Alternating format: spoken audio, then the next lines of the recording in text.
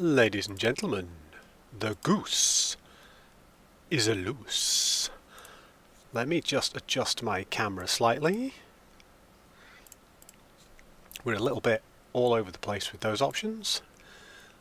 Let's just get ourselves a little bit more zoomed in and centered. No, you don't need to see too much of my face.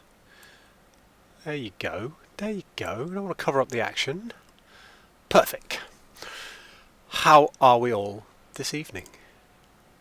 I'm looking forward to a little bit more Last Epoch. So let's get going. Let's see where we're at after yesterday's mega birthday stream. And thank you to everybody who popped into the birthday stream to say hello yesterday. It was good fun. I feel like we got a lot done and we got next to nothing done. I was sort of aiming for level 75. We got to level 71. But we did try a dungeon and we did do some more arena and we did get to Lagon and get slapped by Lagon. And we made a little bit more of our build and we had a good chat, we had a good time, and I had cards and snacks and all sorts of fun things and green tea like a healthy individual. Tonight I'm on beer. Beer is more my forte, but it was earlier yesterday. It was too early for me. I'm an old man now, no day drinking, I'd have been asleep. So I played a little bit today and just tidied up after yesterday's stream. So we've got a nice clean inventory and we're ready to roll. A couple of new pieces of gear that we can now equip because of the level we're at. That's increased our power quite significantly. This particular shield, it's one of my enormous selection of exalted items that I'm starting to sort of gather. It was sitting in my exalted stash and I'd ignored it initially because it's a very low block chance and very low block effectiveness shield. And so I was thinking about ditching it, and then I realised that the roll on it was plus 16% block chance. It was a pretty decent tier 6 additional block chance with 357 max block effectiveness and a good chunk of increased armour and 6% resist all. So it actually filled out the roll pretty well. And one of the inherent affixes on it is 55% increased physical damage. So not only did it quite nicely replace the shield I was using, but we've gained a huge amount of damage. I think we were doing about 6,300, 6,400 something yesterday. Now our Rive is doing nearly 7.5k. We need that damage because we are now in the level 85 monolith. So if I have a quick look at the map, I had a quick go this morning at Lagon and it took me 3 attempts. I was going to save it to do it on stream and we could sort of go through and do it together. But I did it once and I was really close to getting the first phase out of the way. I did it a second time just to see if I could get there and made it to second and third phases and came really, really close and then messed up one of my dodges. Primarily because I've been having a mouse issue this morning and the mouse just sort of randomly stops responding, so I've replaced it and got myself a new mouse. And then I went back and I did a third Lagon run just because we were so close, and we went through. Now, we were struggling a little bit. At the start of yesterday's stream, we ran a few of the Ending the Storm echoes at level 75. We were level 67, so we were under-leveled by 8 levels. And we were struggling a little bit to begin with until we rounded out some of our resists and we'd sort of got the hang of things and we leveled up our shields and so on. Today we're going to be going into Reign of Dragons, which is level 85, and we are only level 72. So where we were 8 levels under yesterday, we are 13 levels under these echoes today. So we might find some of these are a little bit more dodgy, but we've gained some significant increases as well. First off, we've got 71% increased stun chance, which was the blessing we got from Lagon. And then in our build, our resists are now slightly more rounded. They're not, like the poison was overcapped massively yesterday because of our shield. Poison is now not close enough to cap. So poison has dropped. Necrotic is just under cap, but cold and lightning is slightly higher. Physical significantly higher, especially considering that it will jump up as soon as we get hit. Armour has gone up to 3894, so we were blocking, I think, about 58% of damage, physical damage yesterday. We're blocking 62% now, and when we put our shields on and they heal us and we drop down our Forge Strike, that rockets up quite high, and when you get hit it goes up by 60% more. We're somewhere round about, I think, 6'9", maybe 7'1", armour when we're really getting hit in combat and we're blocking and we're triggering all of our various things. And I've done some changes to my passive tree. I haven't actually made them here yet. What I'm going to do is I'm going to drop these 4 points, which gains me stacks of armour on block. I'm blocking a lot of the time and those stacks do add up quite quickly, but I'm going to drop those and put the points in here. I'm going to have to take this node with stun avoidance and reduce stun duration to allow me to move down the tree, but that's also very useful. But up here, I just get a flat 200 more armour with a shield at all times, whether I've blocked or not. So it's not as powerful as these triggers, which could stack up to 600 bonus armour, but only if I get whatever it is, 10 blocks in 4 seconds. So I don't know how well that's scaling, and we're also, I think, in danger of capping armour, so we're going to change that for this one, because this one will also let us move into here where we can add another, we're going to put 6 points in this by the time we've finished the tree, so that'll be another 18% elemental resist on top of our paladin's 24% as it will be, giving us hefty elemental resists without any gear, letting us focus our idols and our gear a little bit more on damage. But it also gives us increased fire damage over time with a shield, which will go up to 72%. And we're not currently doing a lot of fire damage over time, but there's this little node over here that if we fill it up will give us a 70% chance to bleed and ignite on all hits, and it applies to both me and my minions. So all my swords will be having a pretty decent bleed and ignite chance, as will I, as will my forged armour, and so on. So I've played around with it a bit. We're going to have some more fun. Really all we're going to do today is try and do some levelling. We're going to try and get these skills maxed out, try and get some skills up to 20. We're going to try and push through the new monolith. So we're going to be going for Reign of Dragons, which I think then leads us to this central node where we can start getting to these 3 level 90s, and when we've cleared those we can unlock empowered monoliths, which are the level 100 ones. I also got quite a few keys I got a key I think for each of the dungeons and another arena key during some of my runs in the Ending the Storm, so we've got a few different options for things that we can do. But I'm going to stream for a couple of hours, 2.5 hours, we'll see, and then we're going to we're going to see what we can do. If you're knocking around in chat, Faye, thank you very much for the follow. I spotted that earlier. Followed not very long ago, and I really, really appreciate that. Makes a massive difference. I think we're like 21, 22 followers now. I'm aiming for 50 because it would be nice to be able to get the community achievement unlocked on Twitch, and then we can start doing some VIP status and some custom stuff. It gives us a bit more flexibility with what we can do with the channel. So if we can hit those 50 followers at some point, that would be amazing. So every follow is hugely appreciated. And I'm treating this as birthday day 2. We had a small dog emergency yesterday evening that made the evening a little bit wobbly. Still a lovely day, great birthday, had a wonderful time, but I'm taking this as birthday day 2 because I wasn't drinking last night, just in case the dog needed to go to the vet. Touch wood, hopefully she looks like she's okay. So you'll see from here I've done 1 echo in this monolith so far. I wanted to run 1 so that I knew if we streamed, have we got any hope in hell of doing these echoes at 13 levels below? Or are we really going to struggle, and should we go back and run a bit more of the previous one? But I was relatively confident with it. I said this last time, I'd done 8 or 9 in the previous one, and then I went on stream, we died twice. But what I'm going to do, we're going to try and hit some gold, we're going to try and hit some XP, and then we're going to chill, we're going to take a breath, and we're going to see where we're up to. And what I'm hoping to do here is just gear up a little bit tonight. Gear up, skill up, and generally have some fun crushing some much higher monsters. Now, leveling has definitely slowed down now. For the first time really since about level 40, I've started to notice a slowdown in leveling, which is unsurprising. You know, we're scraping up higher. And at 72, which is what I'm now at, this is the highest level I've ever got a character in Last Epoch. So we're definitely pushing new boundaries, but with that the slowdown comes. I'm hoping that because we're 13 levels below in here, we might have a pretty good rate of XP gain. So we're going to be hunting for some XP and trying to get to maybe a couple of levels if we can make them tonight. Would be lovely. You know, if we could hit 74, maybe tweak towards 75, that would be an excellent evening. And that's all we're going to do. We're going to chill, we're going to do echoes.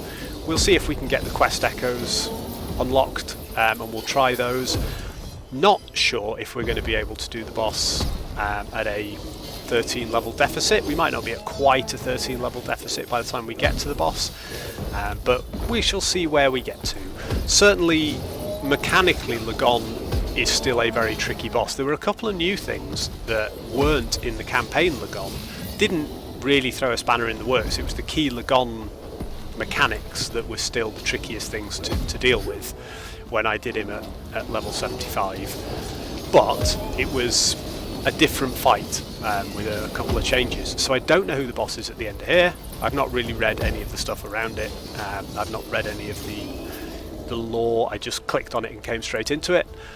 So we'll see who the boss is. It might be someone we faced before, might be someone new, and we will maybe have a go at them and figure them out if we can get that far tonight with stability gain. But the other thing I've noticed is that with the higher level monoliths, it takes a little bit more stability and a little bit longer to get to those final quest echoes. So we may or may not get there tonight. But either way, I'm going to be clicking on stuff, watching it pop, and the usual routine. And we've now got 5 days? What are we on now? We're on Friday now, aren't we? So Saturday, Sunday, Monday, Tuesday, Wednesday. Yeah, 5 days for until 1.0 launches.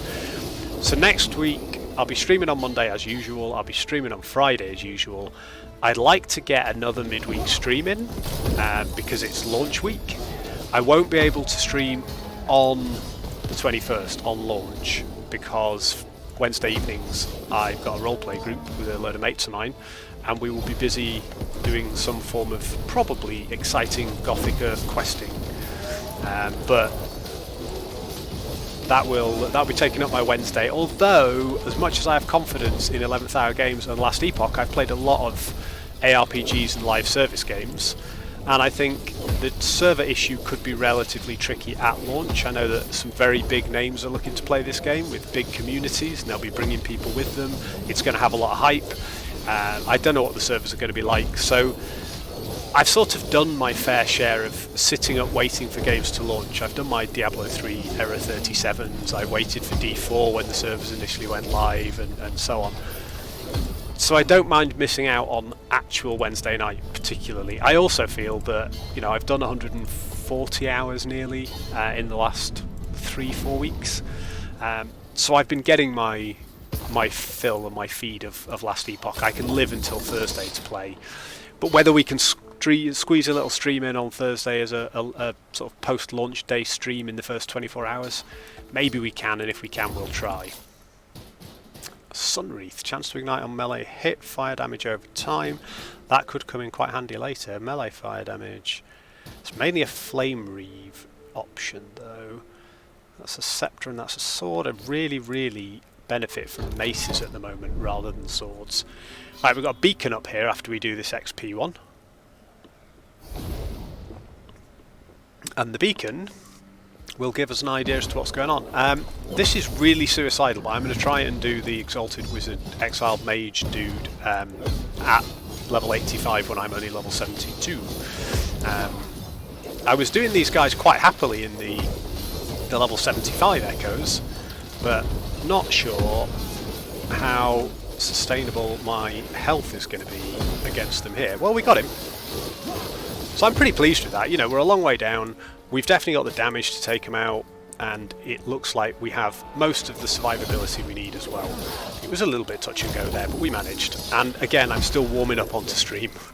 You know, I haven't played since first thing this morning, so we didn't die at least. Right, let's find Admiral Harton. I like Admiral Harton. He tends to, we'll see what he's like here, but he tends to do big telegraphed attacks that you can largely dodge or ignore, and say very cocky things to you while you make him pay. Now what I'm not going to do is yesterday's mistake in an over-leveled, or where I am under-leveled, Echo, which is to try and pull everything and rush every single pack and just get to the objective. We're going to take it pack by pack until we're really confident and we can just walk through stuff.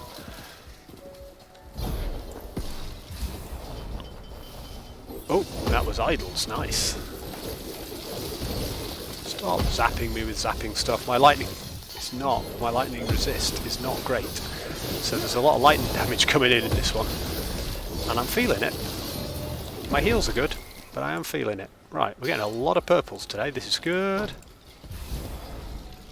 I'm getting to the point where I'm actually starting to just chuck purples I'm not using. I'm keeping them anyway, because on my sort of eternal legacy account, whatever it's going to be called for Last Epoch, I just want access to all the cool things so I can try different interesting builds. But once we go seasonal, we're going to lose all that anyway.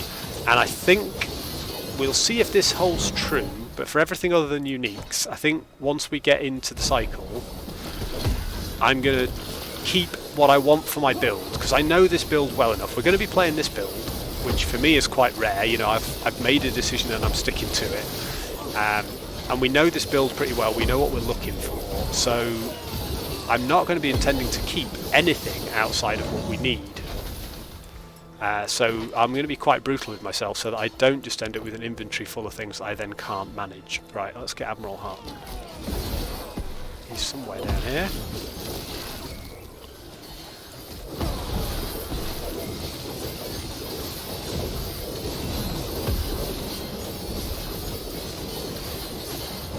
So I think that buff to damage really has helped us out quite significantly. And I like that it came from a shield rather than the main hand weapon. We haven't switched our main hand weapon since yesterday, but we have upped our shield, and that has made a massive difference. And it hasn't really hurt our defensibility either. We've lost a tiny bit of block chance, we've definitely lost some block effectiveness, but I'm more interested in blocking things to proc other things rather than blocking things as my main way of mitigating damage. That's coming from my hugely buffed armour. And in fact, if we can get a heal going on our shields in a second, and I'm getting hit, let's just see, armour is 5704, 53. It's very hard to get an accurate estimation of armour because it depends on how recently you were hit and so on. Oh wow, Admiral Harton stands to not a chance. That was brutal. That's the quickest I've ever killed a boss, including the level 75 ones. Yeah, this build is starting to come together. So that should be experience. And we're halfway to level 73. I'm pretty pleased with how this is coming together. Whether it's some form of top tier meta build, I don't know. It probably never will be. But I'm having fun with it, and that's all that matters. I'm looking forward to immediately in, less than a week's time, even if I don't play till Thursday, in less than a week's time, I'm going to start this again from scratch. I'm going to do the campaign again. The campaign may have changed a little bit. There might be some more trim and polished. The graphics may have been updated. There'll be some things to explore that we can sort of drool over together. But I'm really looking forward to starting this build again, but with a clear idea of where I'm going. I think even with Ring of Shields now, I'm pretty confident in the way I'm putting this build together. The passive tree is where I've still got some questions, and that's because we've got this node here which gives us elemental resist, which we're currently maxing out because it also gives us attunement. And attunement scales both the health and the damage of our minions, so it's just a useful stat to have. I was going to take this one in Void Knight, which gave me 8 health per point, so potentially up to 80 more health, and 4% void resist and physical resist, so we could have 40% void and physical.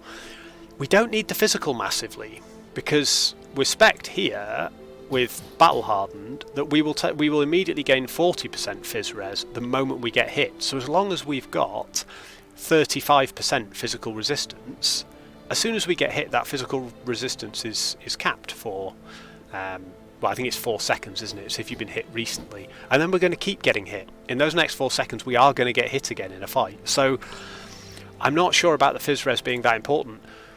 The void res could be very important, but we've got sources of void res elsewhere. Somewhere else down here we've got void resistance, and we can scale that in gear if we need to. Those points, to put a full 10 points in there is overcapping our physical massively, way more than we're going to need to. And I think we've got void resistance here. We've got 24% void resistance and fire resistance here, which is why our fire is always overcapped. But it also gives us 8 strength, which I like because it scales our damage and our armor and everything else, and it scales our minion health. So I'd rather take it there where we get strength alongside it and save those points to put into bleed chance and ignite chance, bonus armor, more elemental resist, and so on. And there's more armor nodes and stun resist up here. So we're definitely going to play with that. If when we've got what we think is probably our end game armor set, we've got big gaps in our resistances and we don't want to fill them with idols, we might tweak a few points around just to get enough points there to just gently overcap our resists, in case we get any resistance shred. Look at that, we're absolutely full on stuff already. I did all the housekeeping this morning so that we wouldn't have this issue, and here we are again. Wow, what's this shield? It's a Dawn shield, which is not the best block chance, but block effectiveness on it is pretty beefy, and it gives us health gain on block, and if I'm not wrong, that is a max roll on tier... Oh no, one off a max roll on tier 6.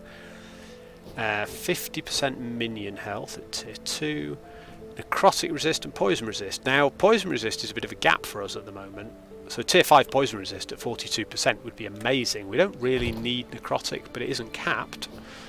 So that could be quite interesting. I think we'll stick that into our paladin sort of items of interest box. Possibly along with this one, because vitality and percentage increased health as well. Oh wow, flat 26% elemental resist would just make us invincible in many locations. We need level 75 for that, but it's got a big chunk of armor. The only difference is the one we've got now has God Roll Vitality on it, but actually the 3% increased health will probably more than compensate for that. So we've got some pretty interesting ones here. What was the experimental affix we got? 32% increased minion damage. 4 minions teleported around you after you use a traversal skill. So if I go flying across the map, 4 of my minions will reappear next to me, and a bonus 32% minion damage.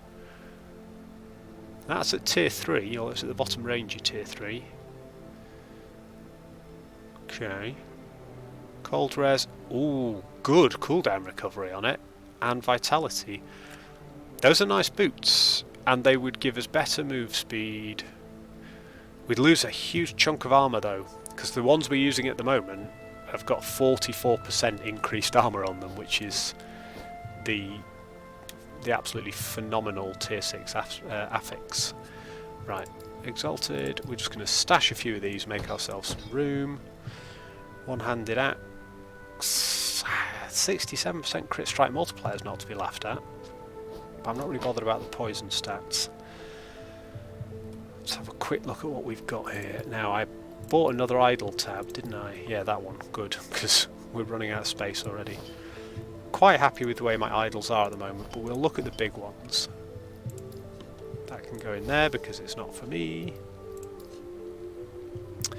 Increased damage over time, void damage. Void damage isn't relevant. Chance for... Oh no, multi-strike swords. I saw chance for additional swords and thought they were forged weapons and got really excited. We'd have changed the build around that one. Right, exalted weapons. Drop those in there. Drop that in the uniques. I think we've already got one of those somewhere. Yes, we have. That one's got legend. Let's just compare these because that one's got legendary potential. 69, 64, 47, 44, 14. With the exception of the fire resistance and 1% fire damage, the legendary one is flat out better and it has legendary potential, so we'll sell the other one. Strength and health. Physical damage and melee physical damage, I'm going to shatter that because those are useful shards to have. Not particularly worried about the others. I will take potential move speed and attunement shards. Yep. Cool. And I've got a whole thing for experimentals, so let's pop that in there just in case we want it at a later date. Yes.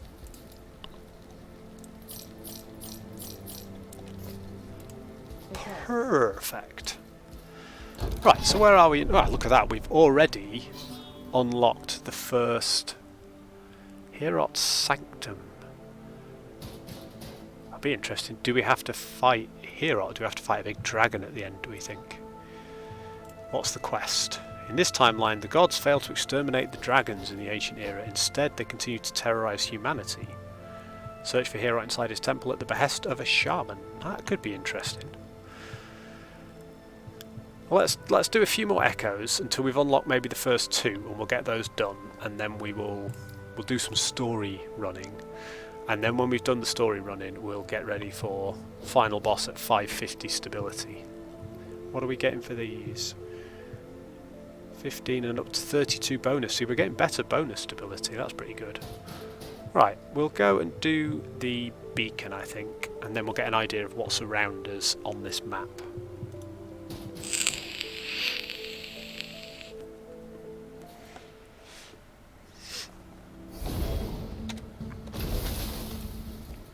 Right, let's find the beacon.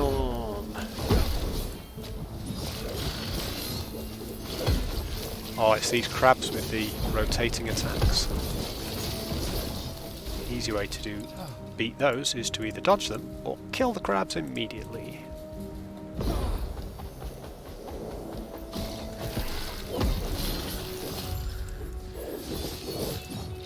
Right, so the trick here is not to get cocky, because, you know, we're doing okay, but we are definitely not invincible. I think damage is solid, survivability, just because of the level difference, can be a little bit troublesome. So you know, we're not going to stand in goo if we can help it, we're going to make sure we kill stuff. But we're doing okay, like we do enough damage that we can largely ignore some of the stuff. It just gets wiped, and in getting wiped, it gains me health and mana and other fun things. The other thing is we're looking for the beacon, so when we find the beacon we need to activate it before we worry about the swarms of enemies coming in. So it's not like we find the boss and if we've dragged the map with us we have to deal with him and the map. Okay, they've killed my manifest armour. Whoa, that's a lot of damage. Don't think you're as clever as you are though, because you're not. Right, you're down. Where are the other ones?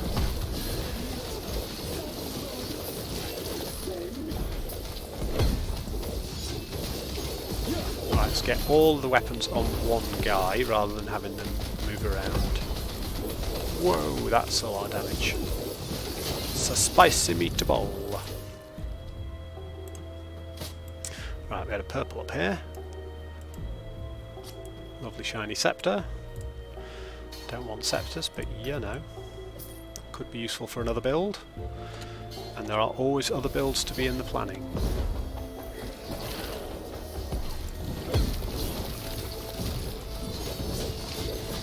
Everybody loves a column of fire in here, don't they?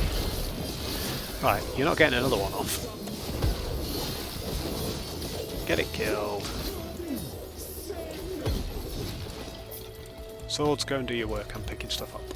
I do like that they just go off and murder for me while I'm busy collecting things. Let's get the beacon immediately sparked, because then we're summoning more swords. Then we are slightly asking for trouble, as we have just seen. We're getting mildly kicked, although we hit things with Rive. In fact, we just use Rive and we gain health. The shields gain us health, so as long as we're not being too crazy and we're keeping an eye on things, we should be okay.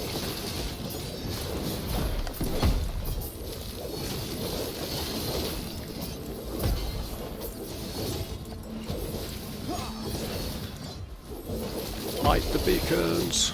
Gondor calls for aid.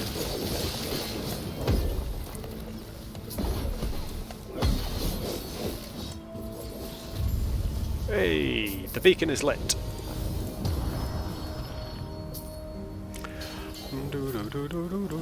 I didn't ask for you, but I will take your gold. I love these echoes because they're so bite-sized.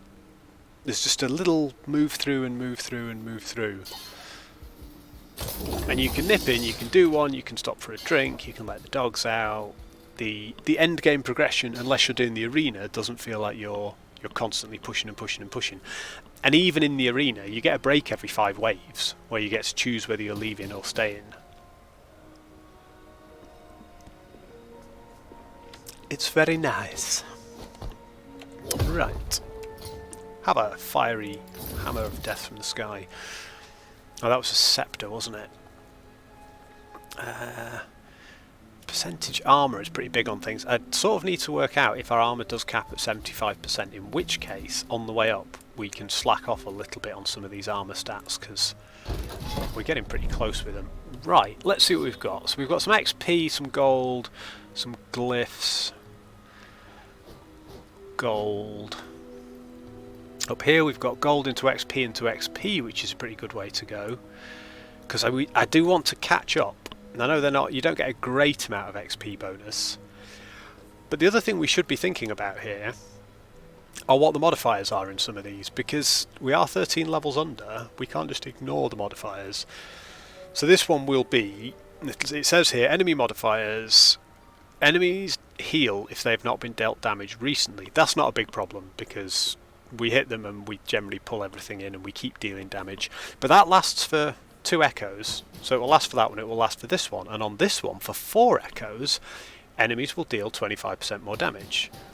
And then on this one, rare enemies will have high speed and crit chance until approached. Well, I'm going to be charging in, so I'm less worried about that, but that's for 4 echoes, and they'll have the 25% increased damage for most of those. So the rares and so on with ranged attacks could end up being a little bit problematic.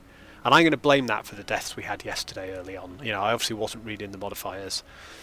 And we could come down here and we could say, okay, undead enemies have 25% increased damage and health for 2 echoes. So it depends on whether we're going to meet any undead or not. This one, enemies have a 12% chance to slow on hit. Again, that could be quite pesky. Okay, we've got a unique up here. We're going to go gold, XP, XP. See what the map looks like over here, and I do want that experience because we're closing in on 73.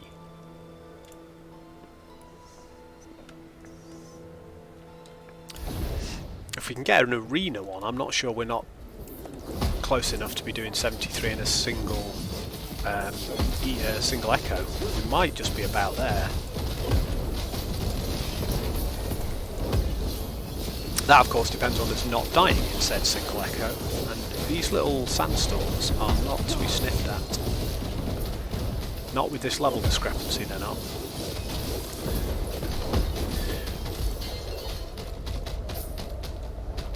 What? Okay, there you go. Poison Twister from a Gorgon. Physical and poison absolutely got me.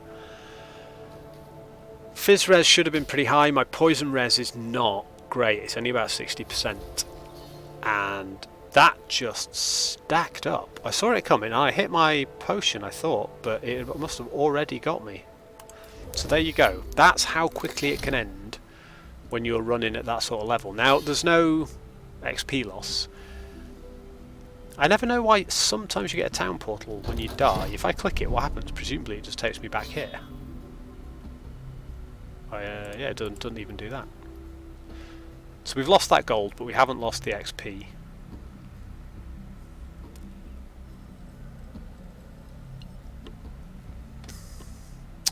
What I'm vaguely interested in is these are the new modifiers that you get. Presumably once I'm in the Echo I can see my current modifiers. Oh, here we go, active modifiers. So enemies heal if they've not been damaged recently, 10% item rarity, 6% increased XP gain. So I don't appear to have any other active modifiers from other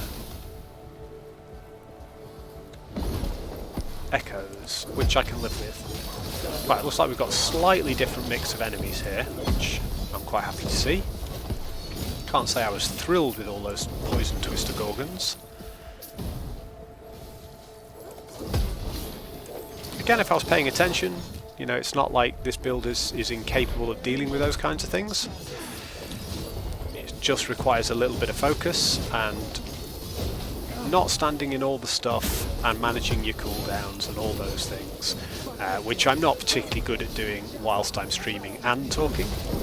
So focus becomes a key thing. Right, that's the first one of the two bosses we need to kill, so that's not too bad.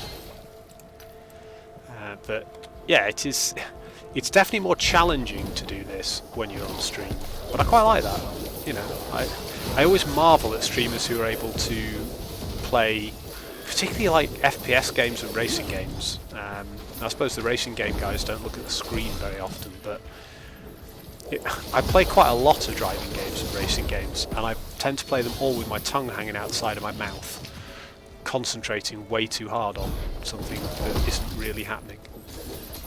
So the fact that some of them can concentrate on, you know, endurance sim racing and still make easy and entertaining conversation and explain what they're doing is always something that puts me in awe. And it's demonstrated quite neatly and clearly here with my capacity to do two things at once. And it is gently diminished.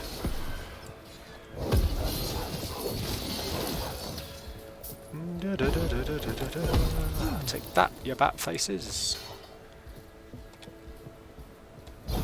Ooh, we got a one-shot chest over here. Yeah, I don't want to get hit by that, thanks very much.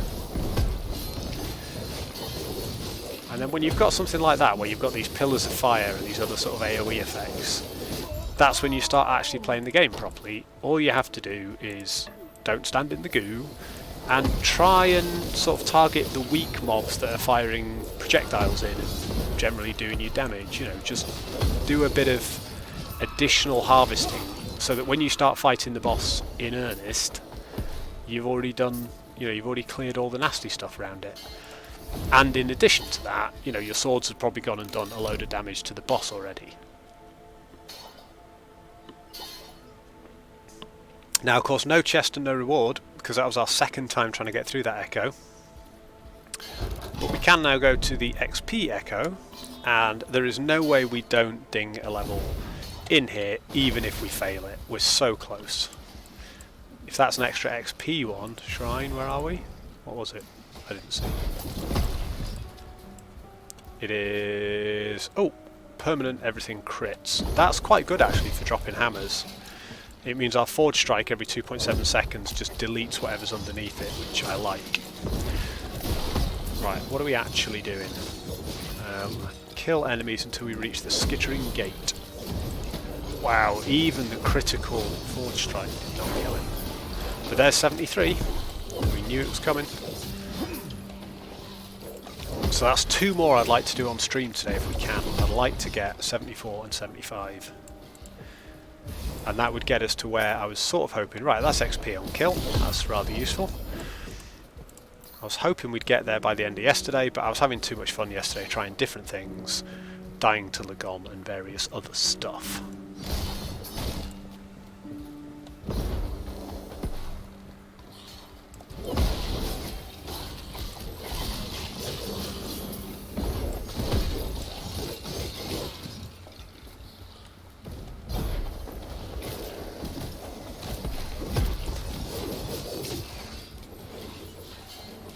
Right, we have found the skittering gate, we now just need to seal the thing. Before we do that, I want to get a bit more XP while we've got the extra XP shrine up. And I also want to farm up some swords, so that when we get there, we have... click the shrine.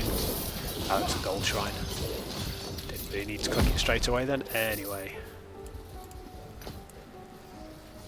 Yeah, it'd be nice when we got there if we had 7 or 8 swords so that we could just seal the shrine. Although if we're sealing a shrine, you get swords no problem because of all the procs. Now we've got a one-shot chest down the bottom there, which we will grab after the shrine is sealed.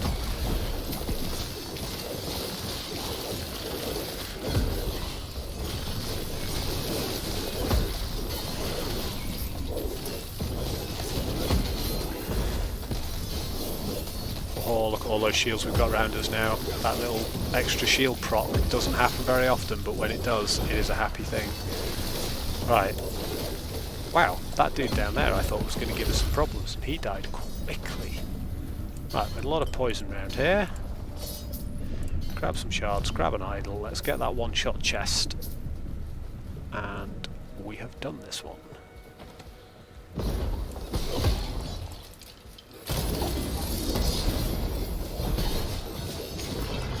There we go. Ooh, that's got some stuff in it. A katana in there, alongside some other things. Time to go and do a little bit more item evaluation. Plus we get some X-Pizzle. Now, I think what we're going to do is we're going to finish that, because now we have finished our entire spec into Paladin. And I may not put points in Void Knight either. There's a node down here, Devouring Blade, which if you've killed an enemy in the last 4 seconds, you gain percentage damage. And if you put 10 points in there, it's 10% per point. So if you put all 10 points in there, you do double damage. You're at plus 100% damage if you have killed an enemy in the last 4 seconds. So for farming, that's amazing. Against single target bosses, depending on whether there's any adds in the fight, that might do nothing for you. That might be 10 points invested where you're hitting the same boss over and over, but you're not killing anything. So it's just not proccing. It might be better to put the points in here, which is if you block, then for 4 seconds you get plus 80% damage if that's fully scaled. And I'm much more likely to block fighting a boss than I am to kill something. Or to sprinkle those points around here and make the boss bleed or ignite or something else interesting. Right, what have we got here? I've sort of moved past these shields, although I said that about this one as well. And then when I came back, again, the purple affix makes a big deal on that one, but...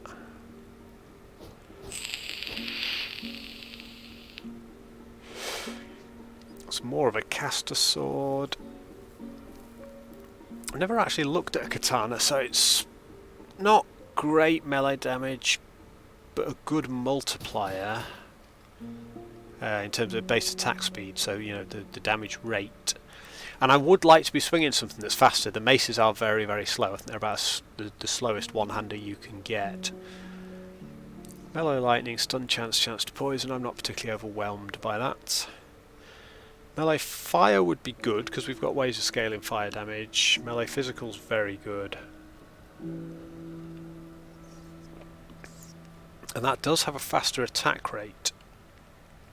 But the 90% crit strike multiplier really, really works on this, and 23% attack speed is just gold. I mean, we're out of forging potential on this Doomstar, but I think for now we're going to be looking to scale a Doomstar. These are all pretty cool. Not bothered by that. What's that? Minion health. Minion damage. Fizz damage is pretty good. I'm actually more interested in the belt we've already got. what we can do about this, because it would be nice to have a big minion damage buff. Like, it's got a good inherent. 84 out of in a 50 to 100 armor range is not bad. It's got a tier 4 physical damage already, which is really good for me, and a load of tier 1s, which are necrotic and elemental. Now, in terms of my resist, necrotic is not capped yet. So, we've got a ton of shards as well. So if we level necrotic, and we keep our fingers crossed for a crit to level one of these up as well. What's the difference that's made? 12%, 21%, like 21% is probably all we need. And if we upgrade elemental resist as well, Glyph of Hope preserved that, we put that back on, we're way overcapped on necrotic. We went too far with that. And we're about 6% behind. If we could get more elemental res. Let's do minion damage. And let's do elemental. Yes, that's it. We got our max physical damage tier on a critical success. That is what I was sort of gambling on. Then we'll just take minion damage all the way, because I think we're pretty much capped on everything. Look at that. Max minion and max physical. And the ranges on them, 55 out of 40 to 60, so that's a good fizz damage. 46 out of 40 to 60, not as good on the minions, but still okay. 11% elemental. So if I bang that back on now, DPS has gone up to 7,000, nearly 7,700, so almost 200 DPS. But we're now capped on cold, capped on necrotic, essentially capped on physical, 3% off on lightning, and it's 13% we're missing on poison. Now, we're missing 13% on poison. We're now over capped on necrotic by 15. If I remember rightly, we've got poison here and poison here. Did we have a necrotic in here, or am I getting that wrong? I think we used to, but we no longer do.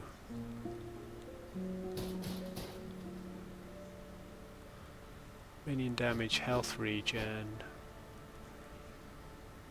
Yeah, okay, these aren't actually that bad, although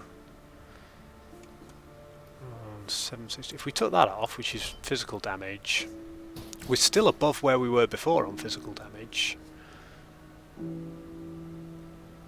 How much poison damage could we get in a 2-slotter? These two are both poison resist already. We've got a bit of a gap.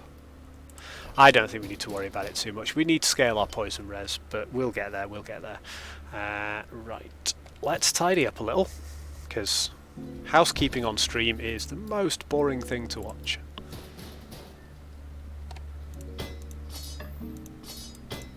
So they can all go. I've got one of these already, and I think it's going to, it doesn't have, right, so the one I've just dropped has legendary potential.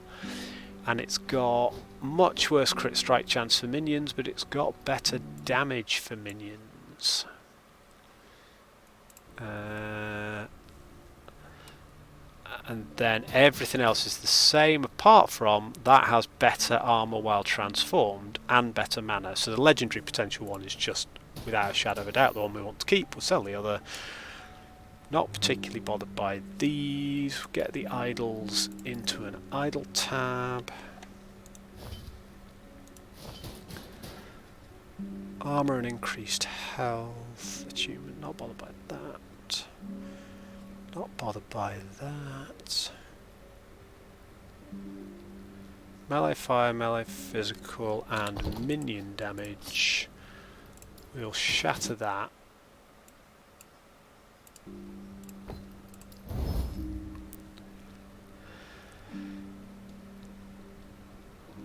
That's a lot of crit strike chance. I'm not too fussed about crit strike chance, although again they're very useful shards for other builds to have some crit strike chance. Don't care about that. Minion health and cooldown recovery speed are both pretty cool. So we'll take that. Yes. We'll hopefully buy ourselves back a few runes of shattering, having shattered a load of stuff. And then we'll just sell all that, transfer those, and we're back in the game. Oh, it's just intense. So we've made a level already. What are we on? We've been streaming for God knows how long, not very long. 46 minutes? That can't be right. Surely not. This time just flies when you're having fun. So let's have a look over here. We're creeping up on stability for the second one. We could do Hero Sanctum. I want to do the second XP one here and come out towards the gold and see what's going on. So what does this give us? Yeah, the speed and crit chance until approached could be nasty, but I think we just get to poke them. And we'll kill them before then.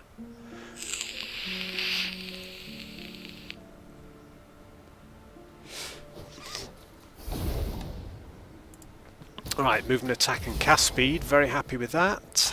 The one thing I really do need is a significant move speed buff, especially for rapid clear in the monoliths. You know, it's helpful that we've got Shield Rush. That gets us across the map a lot, which is why I haven't prioritised move speed an enormous amount. But there's a cooldown on it.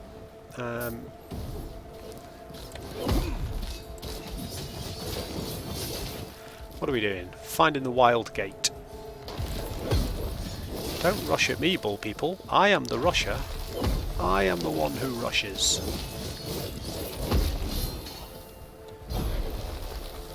Whee! Look at that, you don't need move speed. This build has it all. And then we just chomp everything where we land. Life is good. Claim my XP. Ah, you see, Goatmen, you could have lived a happy life, but you decided to come and get some. I don't step down from that kind of challenge.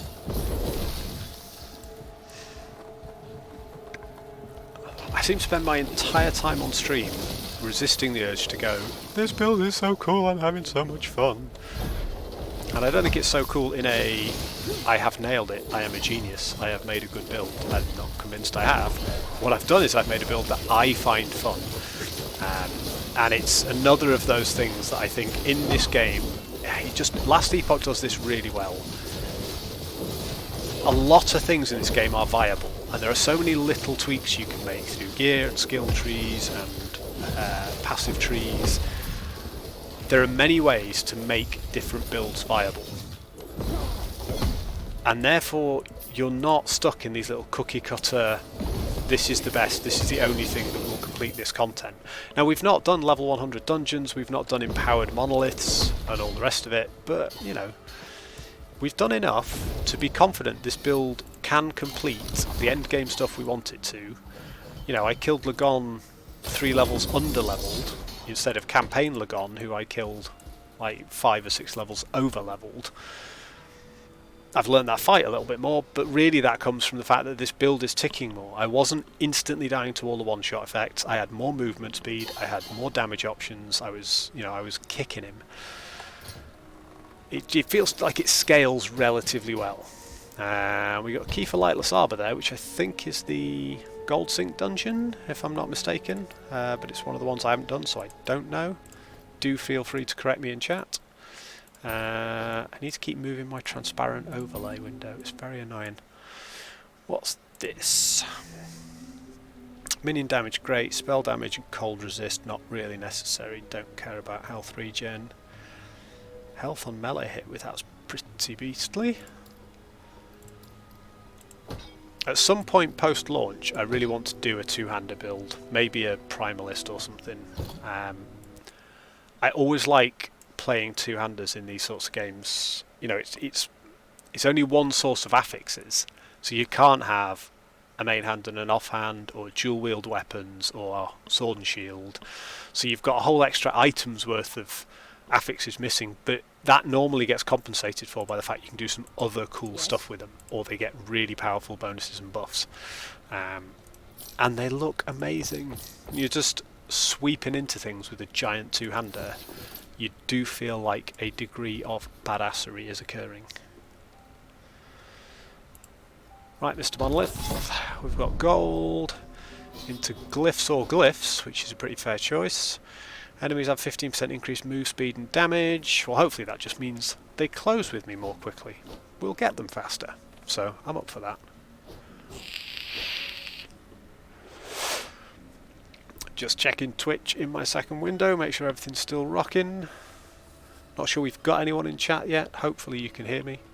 I did test the sound at the beginning of the stream, but you know, I've fallen foul of that before, thinking I've got it right. Right, shields up. Oh, nice, gold shine right at the beginning. Excellent. Where are we with gold? 4-7. I spent an absolute ton of gold recently on stash tabs and stuff, so I'm quite pleased to see it organically heading back up, and hopefully as we hit the empowered monoliths, we'll start to see gold drop even more rapidly. Because, you know, we've got gold sink dungeons to spend it all in, so it would be nice if we had a whole big pile of it and we could spawn some really interesting chests on our first run in that dungeon. I'm not sure if the gold sink nature of it scales with the level, because obviously we're going to start probably around 45 or 50 with the first key until we've unlocked the harder difficulties. So we'll have to see whether it lets us sink enough gold in, or whether the rewards are sort of similar, but the challenge to get through is... that can't be true though, because if that was true everyone would just do it on level 50. So the rewards must be better if you do it on the level 100 version. Because otherwise you just get people speedrunning it to get to the end. So maybe we don't need to save any gold until we can get the level 100 version unlocked. And then we start spamming gold in that place.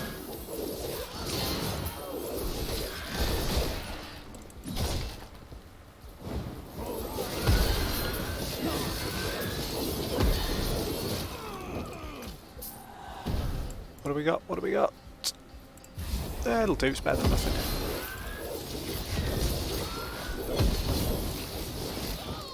Oh, mouse has stopped clicking again.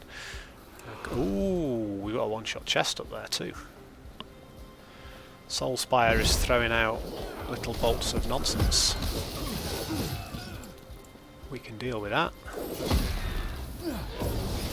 Right, one-shot chest. Soulspire. Get everything to attack the Soulspire. Bye bye Soulspire. And we get ourselves a load of purples and another echo down.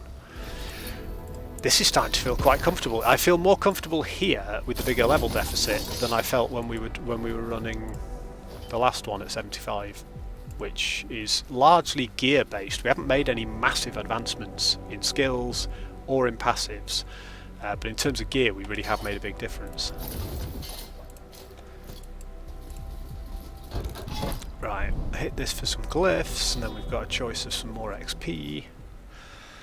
I'm going to do one or two more of these echoes, and then I'm going to take a very quick break, because I want more beer. It's Friday night. I want a top up.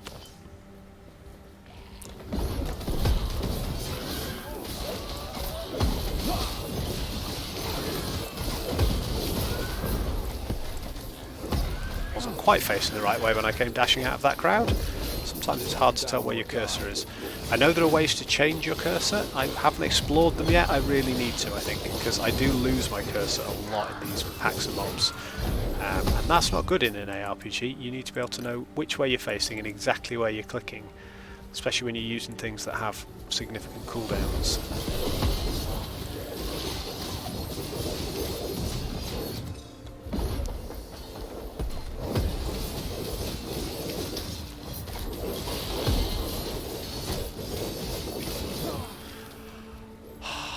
I don't want to say it again, but I love this build. I really do. I could sit and play this game all day, and some days I pretty much do. Particularly I think once you're in the echoes. I've found a lot of endgame content in other ARPGs, you know, the Nightmare Dungeons in D4. I could do 2 or 3 of those, and then I was bored.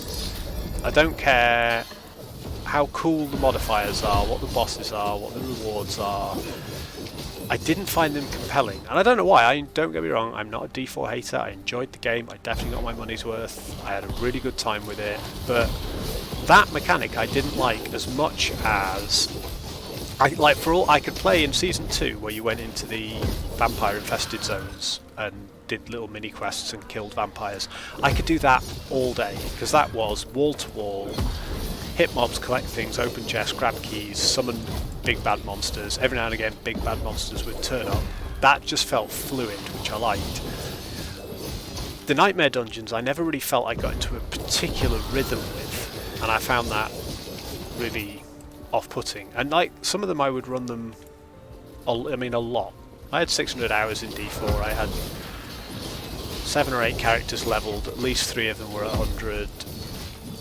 I'd done a lot of Nightmare dungeon running, and at no point did I settle into a rhythm and really enjoy it. And I think it might be because they just took a little tiny bit too long, or I don't know what it was. But I think these echoes are absolutely perfect and bite-sized. You get little incremental bits of progress each time. You know, you can see your stability go up. You can gain a little bit of sort of dopamine sparkliness every few minutes, every few seconds in some cases. And you're always hunting big packs of mobs looking for your objective and just crushing stuff. It's really, really good fun. But you can do a few of them and you can stop. And you feel like you never feel like you've wasted your time. You don't feel like you need to sit and do 40 or 50 of them before you get anything good, or your character has made any form of significant advance. But you also don't feel like, you know, so doing 1 or 2 is fine, but you also don't feel like you need to do 300 or 400 of them in order for it to be worth logging on.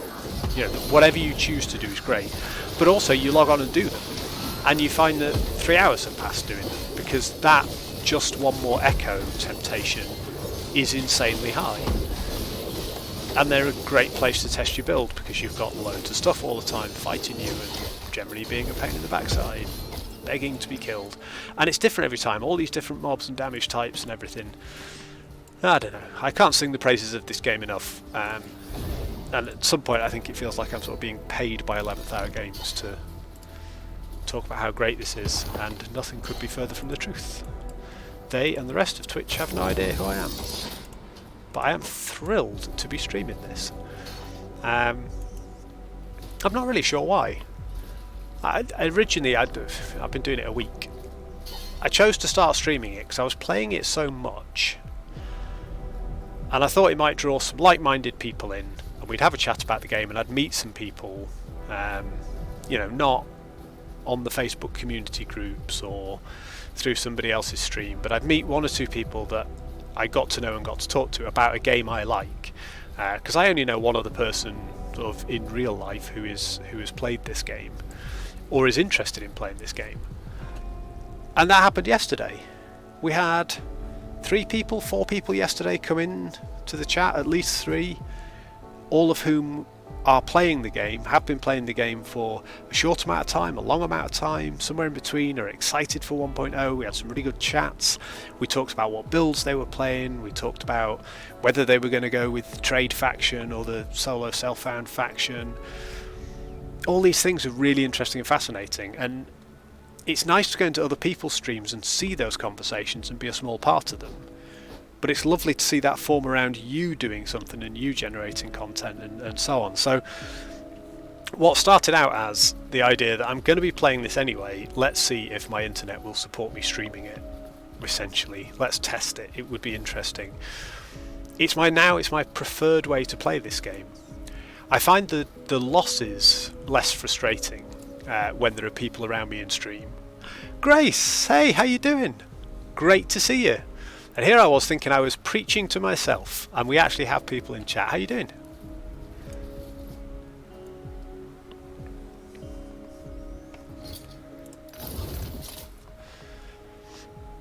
Are you a Last Epoch player, Grace? Or is it something you're looking at? Is it a game you're interested in, or a game that you have many hours in?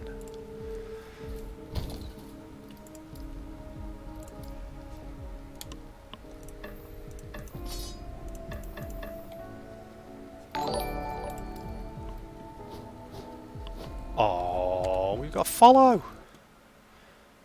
Too kind. Grace, thank you so much. Makes a massive difference. It really does. It's lovely to have people following along. I'm using this to me is an extension of yesterday's big birthday stream, and we got a load of followers in yesterday's birthday stream. My Streamlabs notifications are actually working. It hadn't caught up yet, but it's taken me 2 weeks to get those working, and I had to get Streamlabs to step in and help me with them because something on my account wasn't clicking. But that's enough of the admin.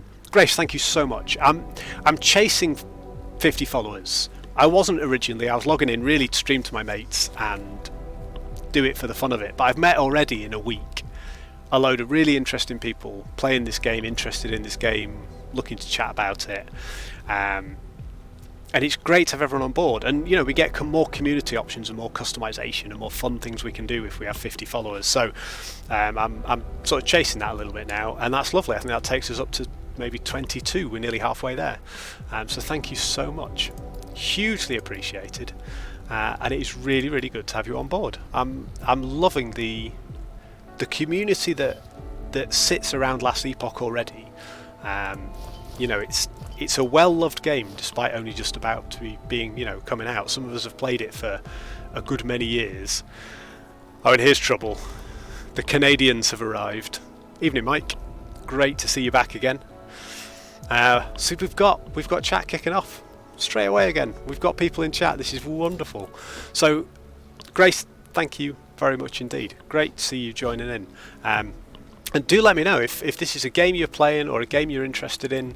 Are you somebody who has questions about how the game works, or are you somebody who can tell me? Because I have played this game on and off for probably a couple of years in early access, but not in any intense way until about 3 weeks ago, when I decided to get back into it, became completely hooked, and I'm now learning the game in advance of 1.0.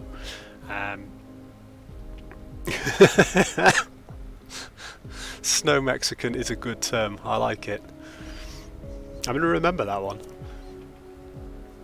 But yeah, this is my 1.0 prep character. So what I'm doing is I was trying to work out what mastery I wanted to play and how I was going to play it, and we've done that now. We've got a line in it. We've just hit 73. I know what skills I'm going to be using. I know what passives roughly I'm going to be using. We've got that all sorted and on lock. So it's just a case of gearing up, learning what gear works, getting my resistances right, and fine-tuning that passive tree. I don't think we're going to hit 100 by any stretch before we get to 1.0, but I started this character last Friday. It's a week old, and we've done level 73 relatively unintensively. We haven't really been working particularly hard.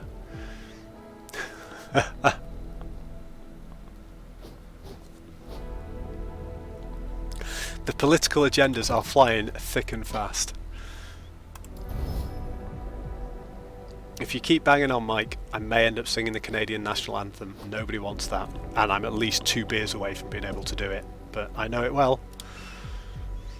I am a big fan of the Great White North. +1 to lunge. We're not using it, but I'll definitely take +1 to lunge shards, please. Yes, we got one. Awesome. So yeah, we're in the Monolith of Fate. We are banging through Reign of Dragons, which is the level 85 monolith. We are nowhere near properly leveled for it. We're only level 73.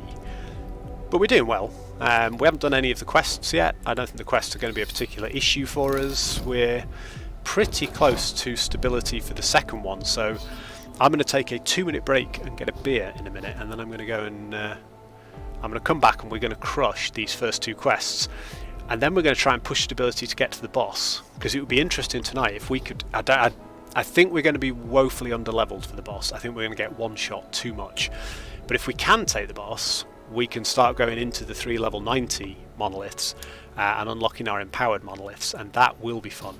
And if we can do that, we'll level even faster in those, because I think we can take the echoes in the level 90 monoliths, because we're doing okay in these. Nothing wrong with the French, Dark. Nothing wrong with the French. I am not that type of Englishman. I love all people. And nor am I going to come to your country and take all your stuff and put it in my museum. Those days are behind us. Right. I'm going to take a break and get a beer, but I'm going to do it after we've done a quick experience run, because we've got new people in chat. I'm not just going to close the chat down for 2 seconds and go and get drinks. Let's run this. Let's get a bit more XP. Let's go. Oh, here we go. Ah, nice. It's waves of enemies. So hopefully one of these shrines is an XP shrine, which will really help. Stun duration, that'll do for now. Oh dear, that was laggy.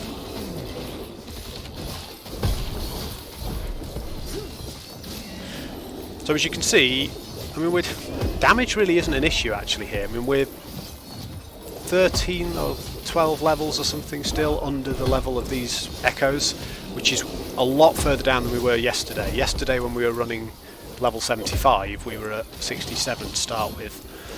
So we were never more than 8 levels below where we should have been. Now we are significantly lower than that, but we have really peaked our damage with a couple of key bits of gear and bits of crafting that I did this morning.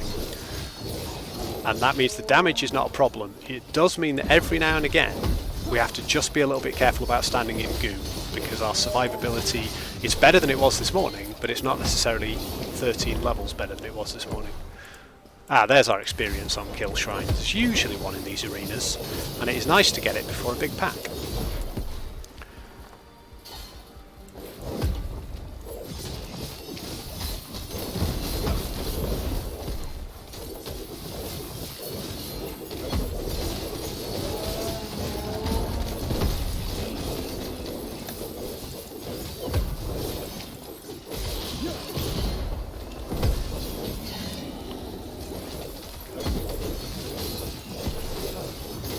These are intense, reminds me of playing Arena. I like it. I'm a big fan of the Arena. I do like standing, grinding on wave after wave of enemy, as we know. So there you go, we're 13 levels below where we should be, but we're not struggling with them. And we're gaining pretty good XP. In fact, grab these 3, we are rolling up on 74 at pretty good pace.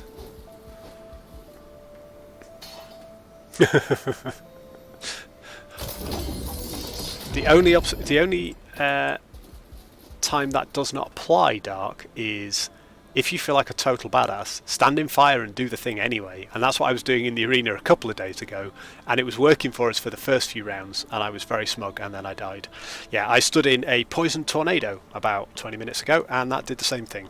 Do not stand in poison tornadoes, which shouldn't be something one has to write, but apparently I needed the warning.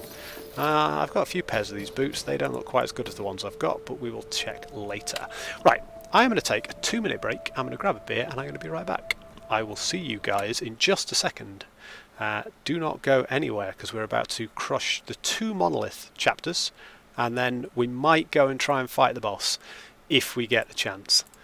So I will be just a couple of seconds.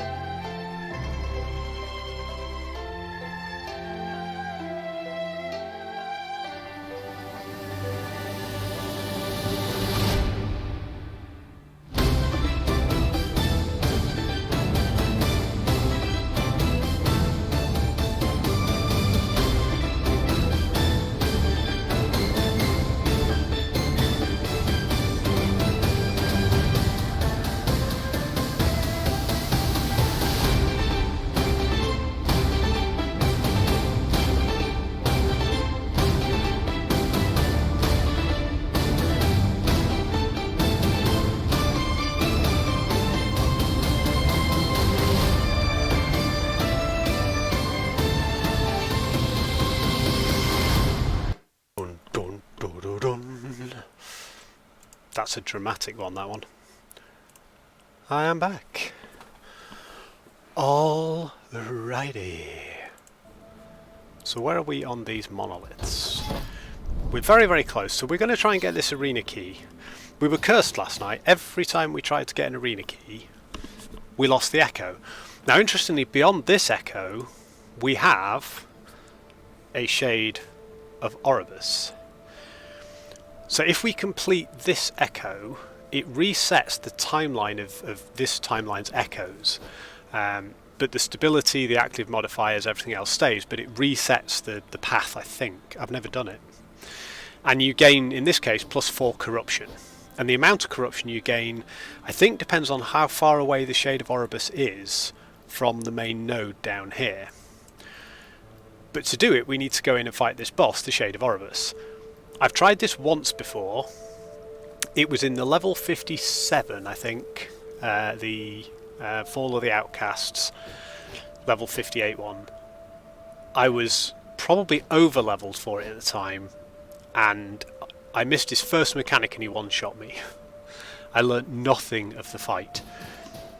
We might give the Shade of Oribus a chance tonight, but I think he is going to be far more difficult than the end boss.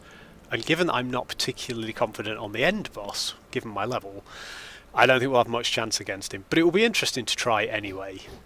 I'm not sure what happens if we fail. I have done it once, but we'll see. Let's get the arena key. Let's do these 2 quests. What are we doing? 13 waves of enemies. Perfect. Do we have a... Right, 100% crit strike chance modifier is going to be good, because we can just do that, and that, and this. Right, let them come to us. Ooh, it's split over 2 bridges. That could be a bit messy. There's the experience on Kill Shrine, because experience is really what I'm after here. We could really do with more levels if we're going to fight Shades of Oribus and bosses at the end of this monolith. And I do want the blessing that we get for defeating this boss. Wow, we're really struggling to kill that guy. He was tough.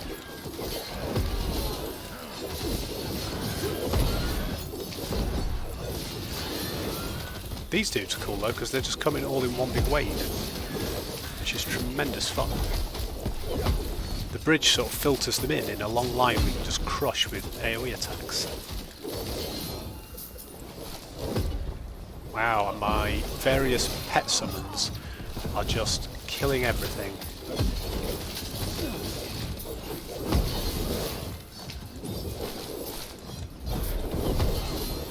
He looks big and bossy. Hello, big and bossy. Okay, maybe he wasn't. He was just big.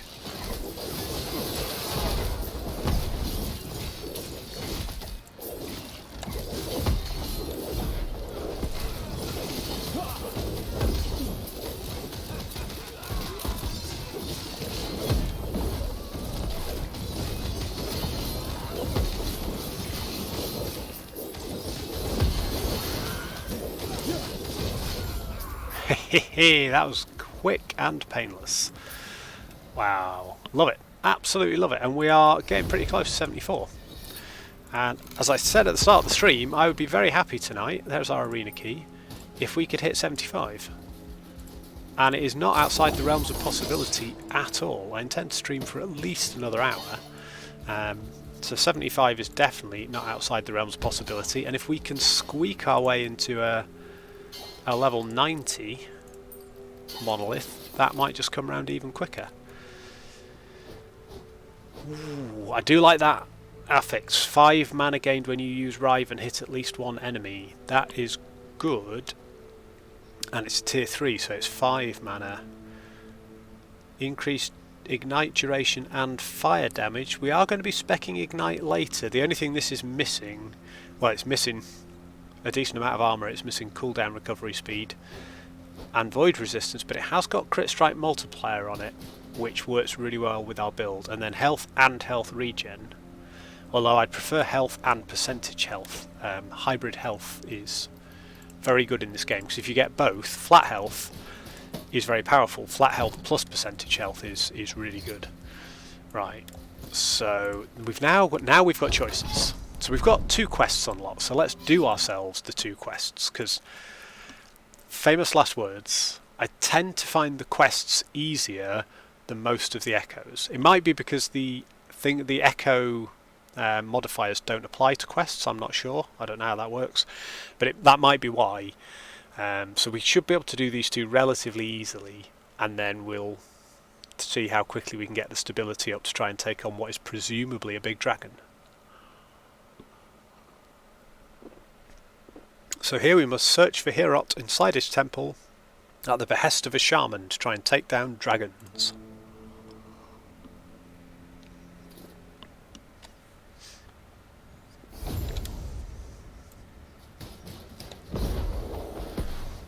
Right, speak with Shaman Dragolukan. He sounds too suspiciously like a dragon sympathiser. Yes. Herot has let delusions of dragons cloud his mind and drive him to madness. If you can carve a path through the defences to the heart of the temple, you may be able to bring him back to his senses. Probably with a good slap, I'm imagining.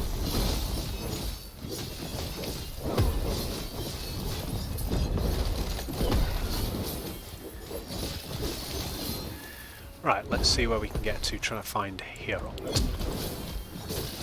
You can definitely tell that it's a sort of Herot-y dungeon. It's all very icy, isn't it? He does love him some ice.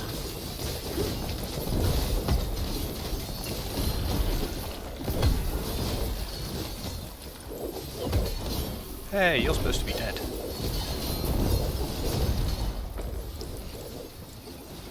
Pick those up. Right, we may be able to go this way, I suspect. Okay, yeah, we can. Oh no, it's one of these little side rooms. I recognise this dungeon. It does this to you every time. So the question is, can we go to the right and all the way around? The answer is probably not, but we'll try and get a juicy ring of purity. Purity ring is right up my street. I am definitely some kind of grand fan of abstinence.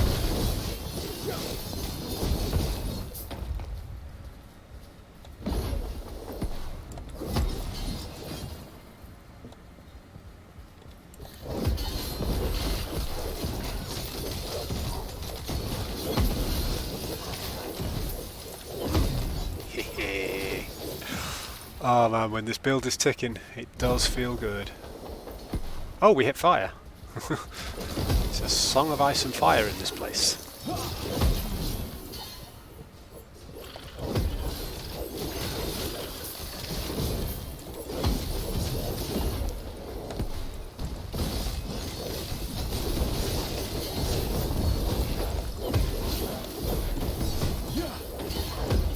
I hope the boss isn't the one that you get at the end of... I think it's at the end of this dungeon in the campaign, which is the weird ice eyeball thing that keeps splitting. It's not a particularly difficult boss, but it's frustrating. It keeps splitting, and you get billions more ice eyeballs. And you've just got to sort of keep an eye on what is going on at points. These things, except it's huge, and then splits into ones about that size.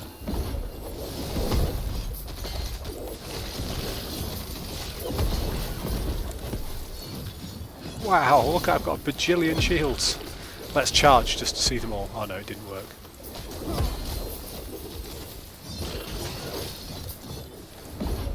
There we go. Oh, it's just cut out the ones in the middle. I had too many for it to even animate them.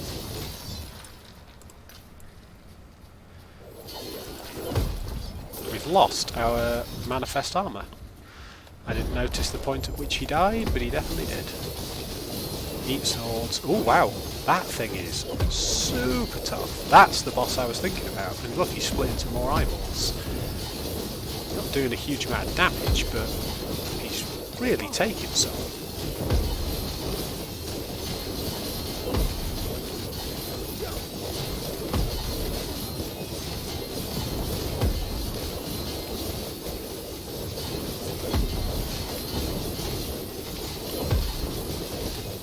Haha! Nothing. Oh, I see. We had to kill him to get through here, so maybe he was the last boss. Can we talk some sense into Herot now? Oh no, he appears to be a bit more last bossy to me. An actual big dragon. Although it's an injured dragon, right, well, let's re-injure it and reintroduce it to pain. Bye, injured dragon. That's Hero. What can I do? He's dead. What brings you here? Oh, look. It turns out that the man whose name is an anagram of dragon is evil. And he plotted with dragons. Called it.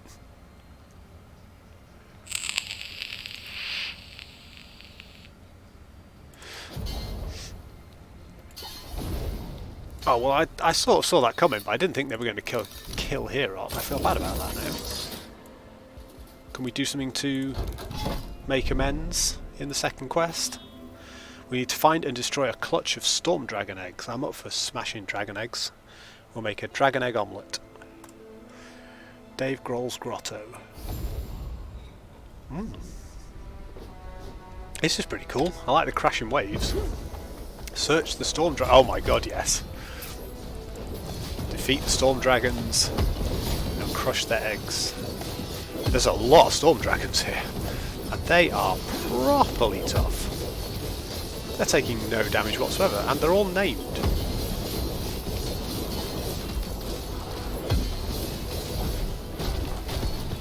I'm going to kill all their eggs and see if it weakens them in some way. Probably just enrages them, doesn't it? But even if I die, I want them to know that I smashed all the eggs first. Right, so Baal we've done quite a lot of damage to, so let's focus on Baal and try not to stand in all the goo! Follow Darkshare's advice, do not stand in goo! Right, we've done quite a bit of damage to Set as well, but Baal is the boy. He is the one we're going to finish first. Because if we can take them one by one, we've got a much better chance of actually finishing them off. I'm sort of pushing him around as I move, which I quite like. Right, we've lost our manifest armour. Oh, well, I think we got rid of one of them. No, he's not dead, damn it. Thought he was. Oh, Ada's a bit low. Set's pretty low.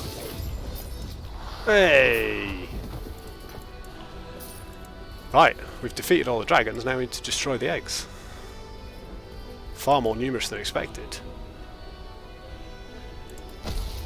Oh, look at that. That was ace! I've never done an Echo quest that was just go into a room and fight 3 bosses at once. Can we go up here and is there a chest or anything? Because there's no map. That was brilliant. This game never ceases to amaze me with just interesting little level designs. Normally they're quite long multi-stage quests, these quest ones. And this was just, uh-oh, load of eggs, load of dragons, what are you going to do? Kill them all. So, other than getting stability, and I'm not going to go into any of these because I haven't claimed my reward yet, but other than getting the stability for it, we're ready to face the boss. Because we've completed the 2 prior quests. So the question is, do we feel like we can take on the Shade of Oribus? And I'm definitely going with no. But if anyone in chat wants to see it, I'm also quite happy to do it. Because if we die to him, I don't think we lose any stability. Yeah, so the stability of the active modifiers and any quest echo progress persists. That's if you reset it. I think if you fail, you just die. I just think maybe you can't do that shade again, so you lose the chance to gain corruption. You know what, I've persuaded myself. Let's just see if we can even do any damage to a Shade of Oribus in a level 85 monolith at level 73, are we still? Yeah, we are. What I'm going to do is I'm going to do one more echo first because we are so close to 74. And I think 74 will just give us a little bit more power. So let's go for another arena key.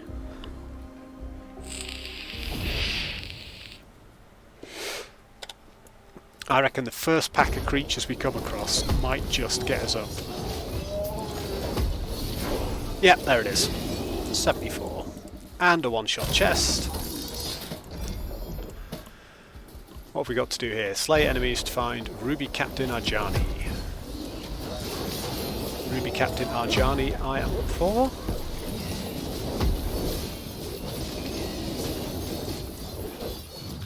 Still haven't found her yet.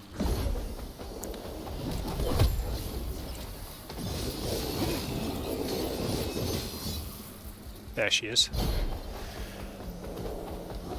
Now I'm getting cocky, you see. Now I'm just running through the whole level, avoiding everything, dragging it all with me in some one great climactic battle. This is not the plan. This is how we end up dying. But it would be a glorious way to go. We've already made level 74. We're ready to face Oribus. Now I've seen other people fight Oribus, but only while talking about other stuff on their stream, and they died. Although they will have been doing it in level 100 monoliths with high corruption, I suspect.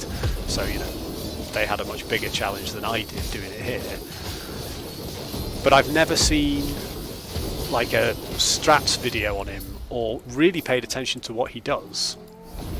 I've just seen him be in the background throwing, I think, purple stuff and fighting people. So I have a sneaking suspicion that Oribus is gonna kill us. But we are going to find out. Before we do, what's that ring? Ward retention, necrotic resistance, not for me.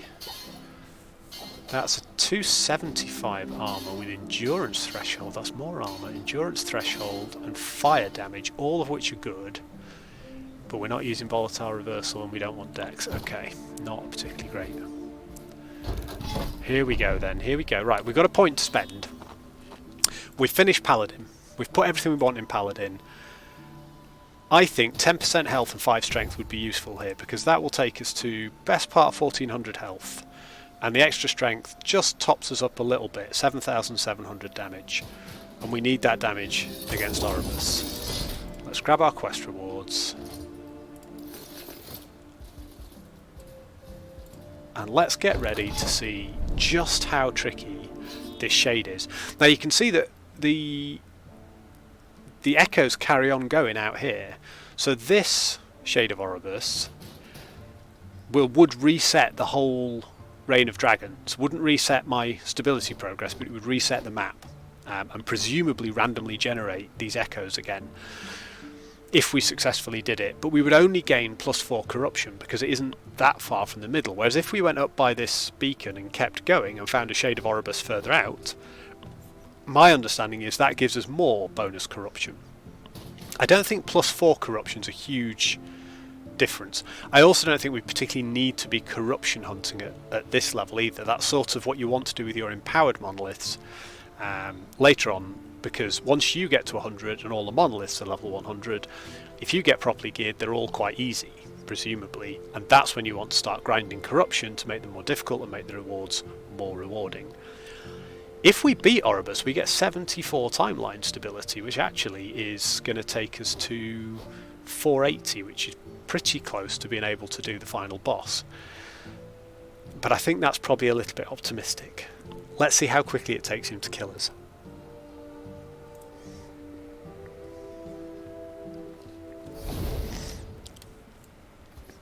I have no idea how this works. Does he come out of that? Yes, he does.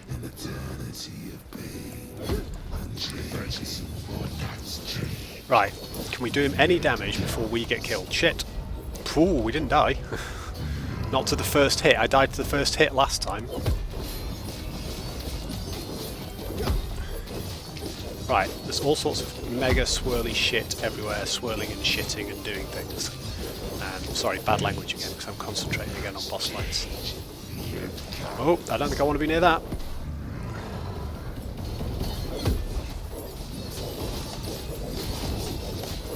At least I can rely on my pets to go and do some damage while I run away from all these mechanics. Oh, those things do some damage. Whoa. No, move! There's a second one.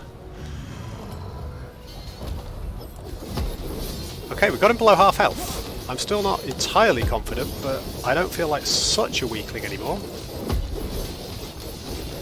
Take this shade, get ready to run because he's going to summon another one of those rocks. Ah, okay, those rocks don't one-shot kill me. Yeah, we did it! We beat the Shade of Oribus! And I believe Oribus drops unique items that only he drops, which is the other reason you want to farm him. So melee damage leached his health, void damage leached his health, leech rate, blah blah blah. So what happens now? I've never done this. Badass, baby, badass. Okay. So a couple of things should have happened, in the words of the great Troiler Valley. First of all, we should have 4 corruption, which we do. So your actions within this timeline have drawn the attention of Oribus. The threat you face have grown in power as the void draws closer. Corruption is changed by defeating Shade of Oribus. Defeating a shade far from the centre increases corruption, while defeating a shade closer may reduce it. Ah, right. This was a question I had, which was, what if you increase the corruption of your monoliths to the point where you're no longer able to complete them? So it may be possible, if you find a shade of Oribus near the middle, that you can reduce it if you're struggling at that corruption level. Brilliant, we're at corruption level 4, so not only are we now still 11 levels behind, it's harder anyway because we've made it corrupted. Completing this echo, that's the echo information linked to the main thing. So it has reset the map. So the two things are, we've gained corruption, and we've reset the map, and we've gained that stability. I'm properly chuffed with that. I'm definitely throwing myself straight at the boss as soon as we can, because we've done really quite well there. I think that might have given me false confidence, but we did okay. So it's reset the map. What happens if we click on here? Oh, I see. That's a shade of Oribus that is attached directly to the main node. So now I could reduce the corruption by doing this one straight away if I was like, oh no, I've accidentally gone up to 4 corruption and don't like it. I'm going to try a 4 corruption monolith. I don't think 4's a lot. I mean, I've seen people running like 13, 14, 1500 corruption. I think that's where, you know, your proper end game. I don't think 4 points of corruption is going to make a huge difference. Oh, here you go. There's a corruption modifier. So the enemy modifiers are enemies more deadly if they've not been damaged recently. 4 corruption gives the enemies 2% more health and damage. So presumably for every 2 points of corruption you get a % of health and damage on enemies. So it's neither here nor there for us. But we should be getting slightly better rewards. Probably not noticeably at corruption 4, but that was good. Right, well let's go this way. Let's go and get us some more XP. I just beat a shade of Oribus. I'm dead chuffed. So this is my own homebrew build that I made up off the top of my head, and we have evolved in exactly a week. It was last Friday we started streaming, and on that stream in the character creation menu we created and named this character, and in the space of a week they have gone to doing level 85 monoliths and killing a pretty decent Oribus in the back. So I think we can be quite pleased with it. I'm pretty confident that as a build for starting 1.0 with, this is not a bad place to be at all. At all. I will definitely die now because I'm just feeling invincible and far too powerful because I managed what was probably not that difficult. I'm sure there are people out there going, yeah, killing Oribus at 0 corruption is essentially a given. But I don't care, because I've tried him once before and he one-shot me using a different build that at the time I think was higher level relative to him. I was in a 58 monolith with a level 69, 60, 70 dude, something like that. It was my paladin. But that one we were 11 levels under and we still got him. I'm really, really pleased with the damage output of this build. That's what I was worried would be lacking. I tend to focus on defences first when I'm speccing this kind of stuff. I focus on damage first until you start endgame, and then I plough everything into defences just to try and make sure you can survive as things ramp up. And I wondered if I'd gone a little bit too hard in one direction or the other, but the damage is good. The damage is part of our survivability. I mean, it really is killing stuff quickly enough that most of the time we don't worry about the mechanics too much. And we've got enough survivability that, you know, we can afford to take the odd hit. It's a good balance of a build, I think, at the moment. I'm sure it's far from perfect, but it's definitely playable, and it can achieve. You know, can your build do X? Well, I would want to know, if I've made a build in Last Epoch, can it run high level monoliths. This one can run monoliths that are 13, 14 levels above its own level quite comfortably without you panicking. Can it kill a Shade of Oribus? Yes, it can, in a relatively high unempowered monolith. Yeah, but I think we can be pretty confident we've put something decent together. Which, for a first ever complete homebrew build, that's not true. I've got one Grim Dawn homebrew build, but it's only at about level 30 or 40 in Grim Dawn. I haven't got it very far through and seen how it winds up. Whoa, what's that? Marama's Hilt. Relic. Increased melee attack speed. Ah, curse damage and curse speed. So that's a Necro or a Lich item.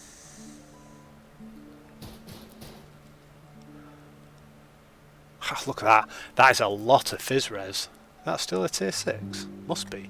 Presumably tier 7 items can only drop in the empowered monoliths, because I've never seen one. So I think they can only drop in the empowered monoliths, although that is a little bit of me just guessing.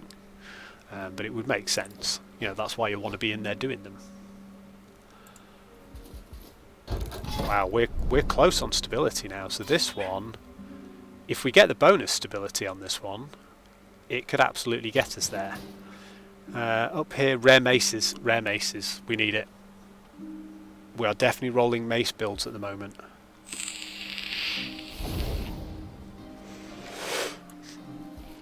Even if we get the stability first go in here, which I don't think we will, because I'm not intending to farm stability particularly, but I will do the next echo because I want to see what maces they've got in there as my drops. Whoop. Just pick up the shards. Not sure what I bumped into that stopped me there, but it seemed to stop me without me doing an explosion, which is a bit cheaty. I'll just have to kill things the old-fashioned way.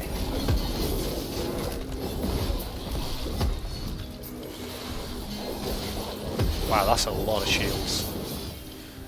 Take a purple katana. Not sure I'm ever going to use katanas. I'm not sure the damage is good enough without very lucky modifiers, but if you're playing a game where you're playing a melee class, I think not giving yourself the option of using katanas, even if it's just weirdly thematic, you're hampering yourself. You know, I can always chuck it away, I can always sell it, I can always pull it apart, but I want to see all the katanas, because katanas are cool. It's like what samurai have.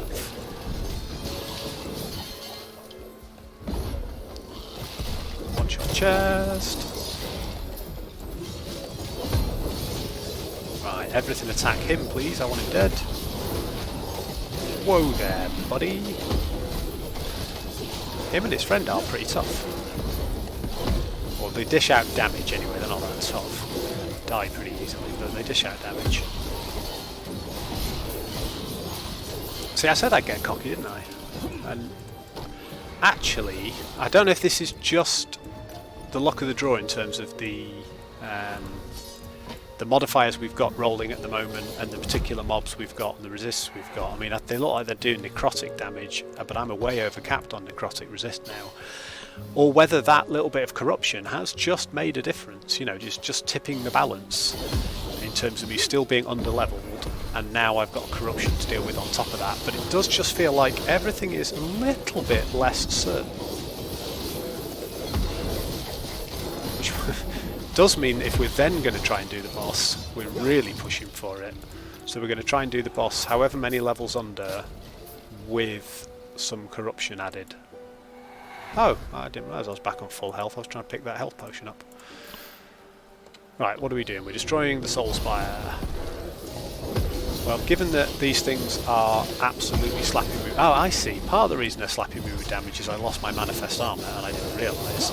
So I'm not hitting them hard enough to kill them. Which is good, because it means my Manifest Armour is actually doing damage, not just sitting around looking pretty and costing me mana.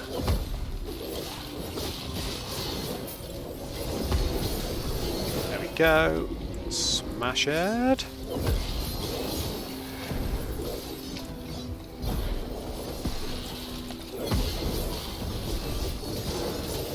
There's the Soul Spire. Whatever it is a Soul Spire. Excellent. Everything hit the Soul Spire, please. I want all my minions on it. There we go. Stand down or die. Right, I definitely want to go and do the next one for the maces. Oh, there's another Soul Spire up here. I was going to say, I thought it said Soul Spires, plural, and it did.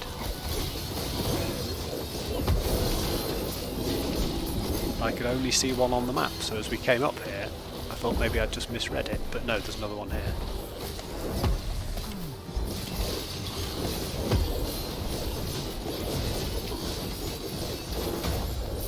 There's the Echo conquered, right.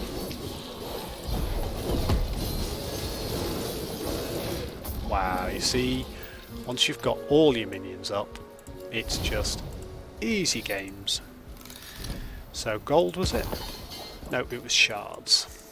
And then maces is next. Got a set ring, invoker static touch, so lightningy stuff for the likes of spellcasters. That's not bad, I think we're alright with that for now.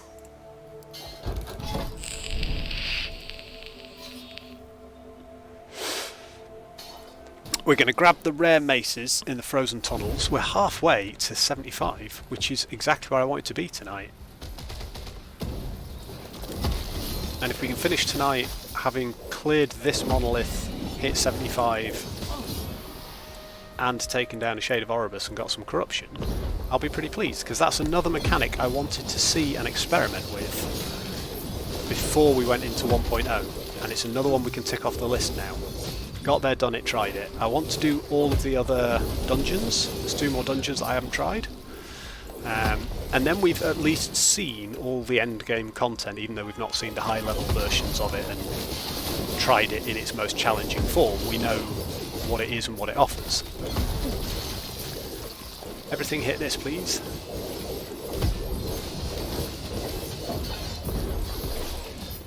Right, find the other one.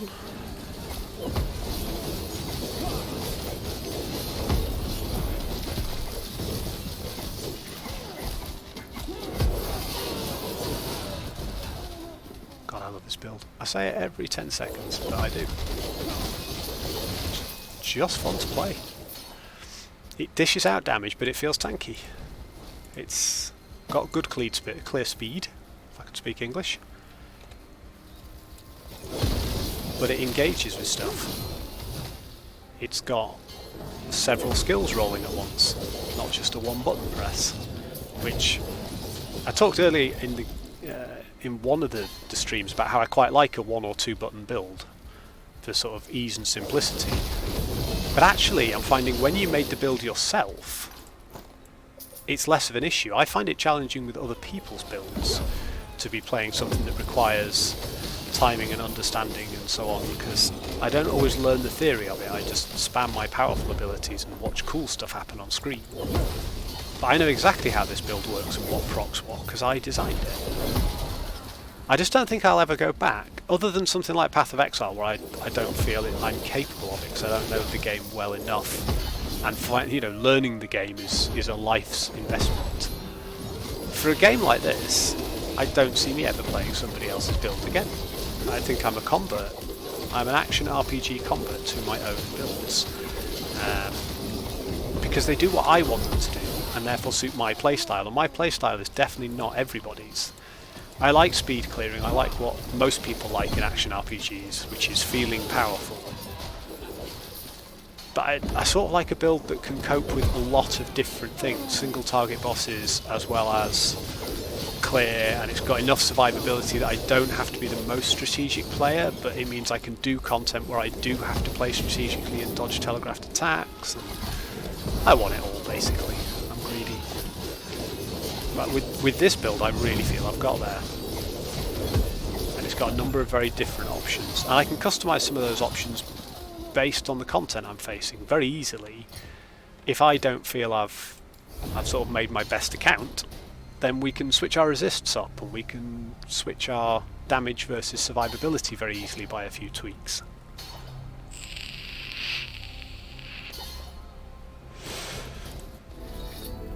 I do sort of hope there's a bit of an animation for the use of town portals and stuff, because I don't think we're going to want any of those, are we? I think I've only actually got one type of mace filtered on at the moment, which is the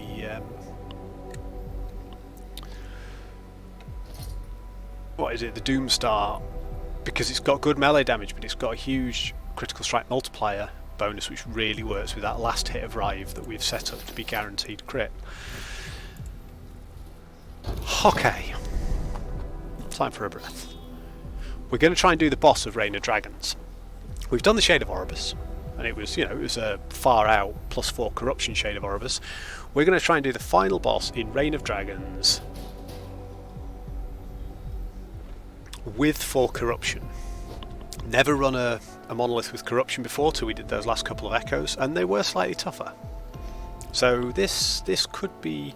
It's only an extra 2% health and damage, but he's going to take 2% longer to die, and during that time he's going to be hitting me 2% harder with attacks that maybe can one-shot me anyway.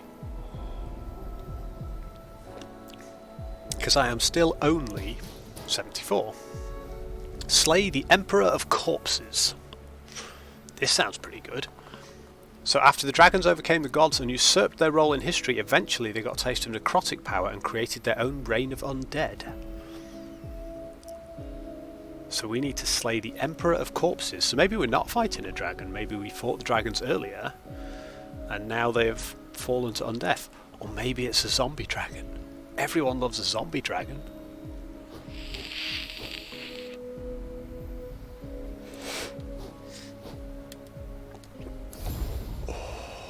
Wow, we're straight in with it. Okay, now the Emperor of Corpses is a zombie dragon. Luckily, he's got a ton of zombies with him, which is really going to help us spec swords. But, unluckily, Bugger does a massive amount of AoE damage. This is absolutely insane. Wow, I am struggling. And I'm not doing a huge amount of damage.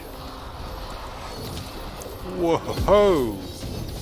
This is freaking beastly! Woof!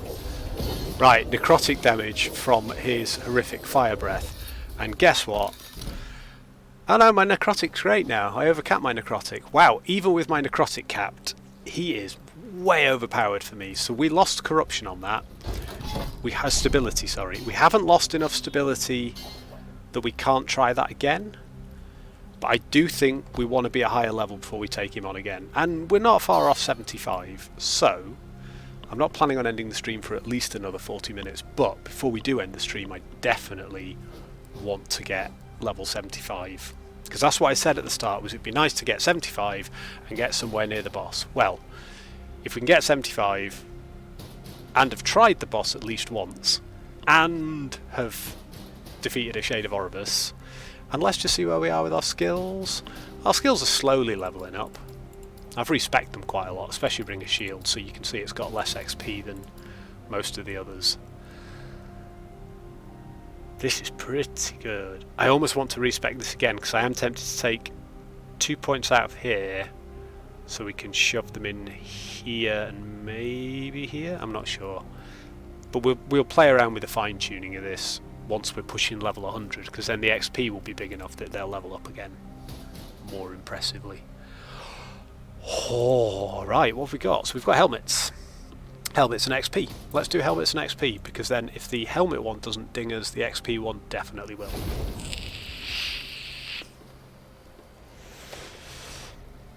Oh, 13 waves of enemies. Perfect. So this should really help us with XP. We're not going to get a level in this one. I've just had a look where we are. I don't think we're going to make the level here, even if we were to find an XP shrine and smash everything in the face really easily. But we're on higher corruption here. I don't know if it gets us significantly more XP. It's definitely supposed to improve drop rates a little bit.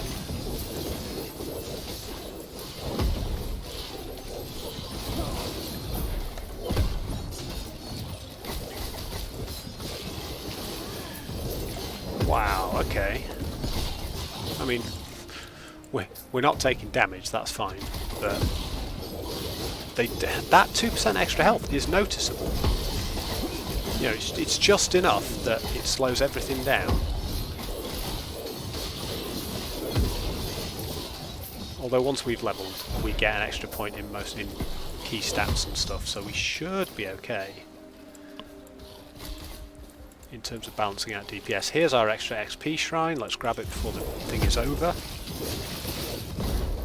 Always one. I don't mind the other shrines. The other shrines are helpful and they speed up the clear. As long as we've got the XP shrine, because really what we're doing is grinding levels here because we want XP for the skills, and so we can level up, take on more challenging content and gain passive points. You know, what we don't want is to miss out on the passive points. Those are the things that we're not really going to get to experiment with in full before 1.0, because I'm not going to make level 100. There's just no way. Because we're only going to be streaming tonight for another 40 minutes, Monday for 2 or 3 hours. You know, I might get to play on Saturday, Sunday a little bit, but not as much as I would like, and certainly not enough to get us to 100. So we're going to have a lot of questions still around the passive tree, which is great. So 1.0 is going to bring loads of cool new things. We're going to be experimenting with the Circle of Fortune. We're going to be looking at all the new content and playing with the various new things. And we've still got unknowns around this build. But one of the things that shouldn't be too unknown about this build, and there are going to be balance tweaks and patches and changes, so some of the abilities in this might change. This build may not function the way that it does. But I haven't seen anybody playing a Forge Guard on streams. There's a lot of Warlocks for people who have access to Warlock and can play Warlock. There's a lot of people seem to be playing Paladins at the moment. There's loads of Blade Dancers, Liches, Necros, sort of popular streams, and the Storm Totem Primalist seems to be really popular at the moment, seems to be the way to go. Maybe that's because there's either changes coming up or people have got access to... I don't think they can stream from the community test program, but maybe they've got access to the community test program and they're playing with a slightly better version of Storm Totem. But I've not seen anybody play Forge Guard. It's one of the reasons I'd sort of ignored it, because it wasn't even in my mind. I was like, yeah, Forge Guard sounds okay. So I don't think this is going to get hit too hard, because I certainly don't feel this is OP at all, but it's competent. It can do stuff. Right, let's go do that XP one. And that might just finish us up to 75.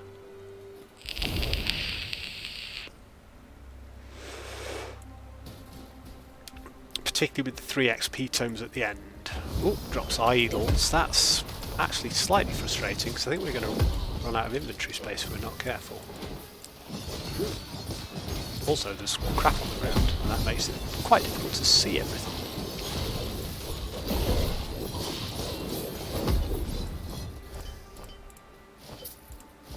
See, if we get full, I can chuck some idols, but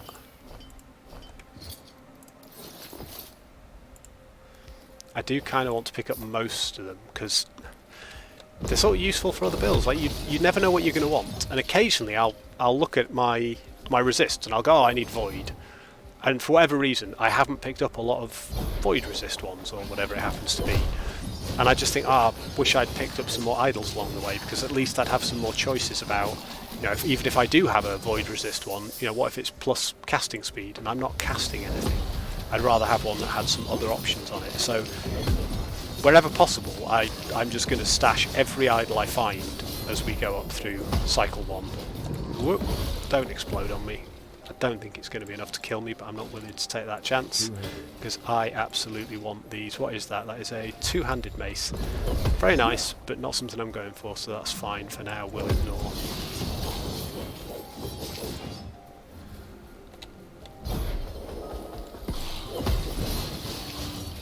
But at some point in the cycle, I will get bored. I will either finish my Forge Guard and sort of think, right, we've got to level 100, I'll come back to it, but I really want to try a ... Or I'll have some fevered dream one night and go, I wonder if this skill could do this, and I'll spend 3 days making a new build and building an alt, and we'll be leveling that instead, because that is definitely how I work. Okay, let's get this done. I tend to find in most games that the leveling process is more fun for me than the end game processes are, and I tend to level a lot of alts and try different playstyles. That hasn't been true of Last Epoch so far, as I may or may not have mentioned. I could play the Monolith all day every day for the longest time, It's just brilliant to me, it really is. Right, transfer all the crafting items, pick all these up, transfer them again, pick all these up, transfer them again. We've got room for that. Ooh, Dawn Helm of Insulation. I don't think I'm ever going to need 30% elemental resist, I really don't. Armour and armour percent is good. That's got legendary potential even though I've got one of those. Those are all great. That, not so much. That can go. We'll take that. Mega. What's this? I don't know. Didn't really need that unless it was going to be...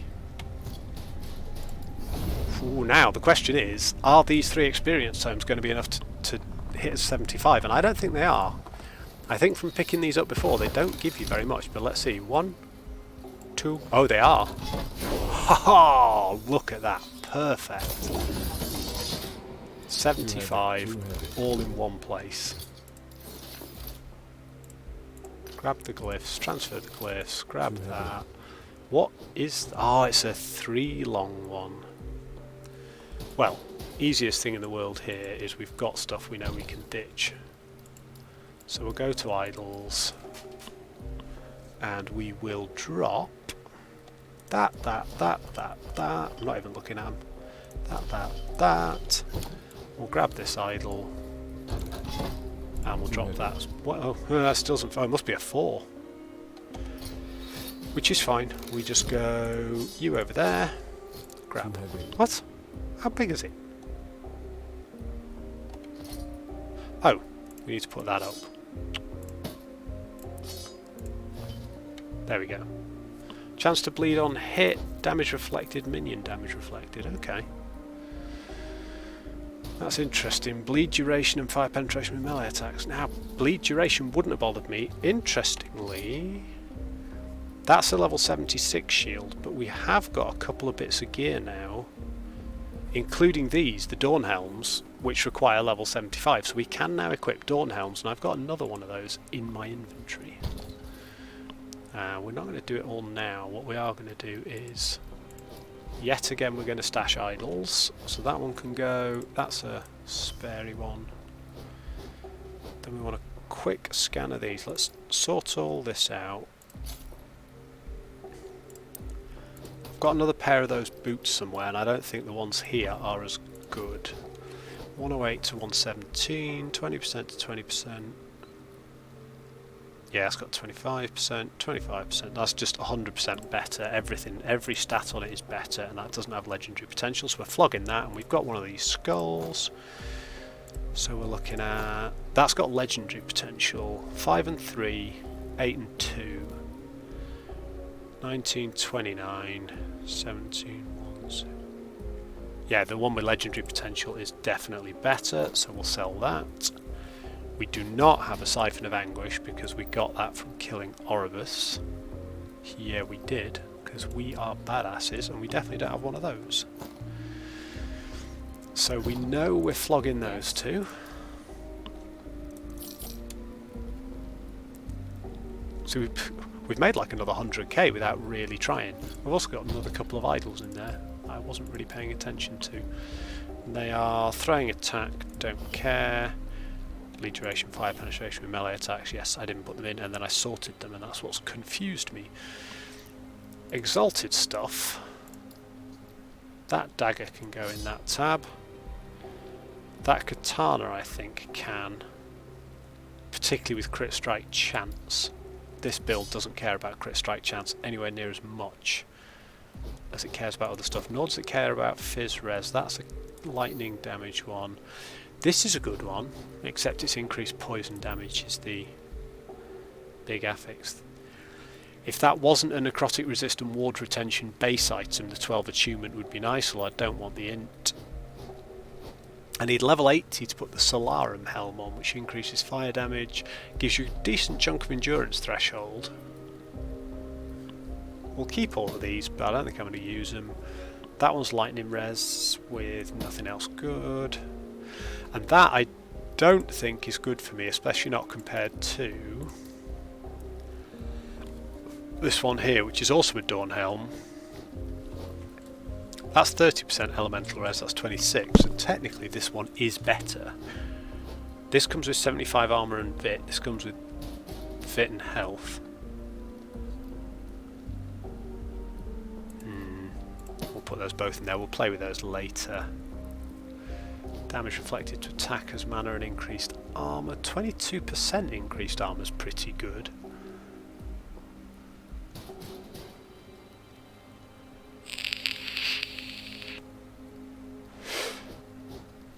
See, the Solarum plate needs level 80 as well.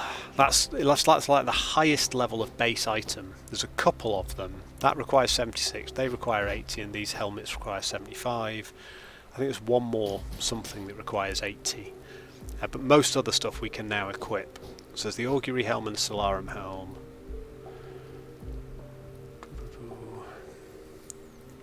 Because we've currently got an Augury helm on at 225. I like endurance threshold. What is my endurance percentage at the moment? It's not terrible. Oh, 28. I thought it was better than that. It used to be 36. I've obviously swapped some gear. Minion damage is good, and it's better than the minion damage on there. So if we put physical damage on, that would give us 5 potion slots, but we lose a chunk of armour. I like these rings. I really like these rings because they're 6% cooldown recovery speed. It's 2 to all attributes. So immediately vitality, health, and vitality, strength, and attunement all go on there, all of which work for my whole build. So that will work for me. And it's got endurance threshold, crit strike avoidance, damage over time might work. That's definitely one for crafting later. I'm not going to do any crafting or messing around with stuff tonight, because I think if I really knew what I was doing, it would make for an interesting stream, but I think watching me do it on stream when I'm just fumbling around wondering if anything's good for 20 minutes is probably not great. Free trait multiplier, cold resist, endurance threshold even better, crit strike avoidance probably even better. So we'll have that there as well. Don't want fire res, dodge rating. So frankly that can... We'll shatter that because it's got attunement and vitality on it.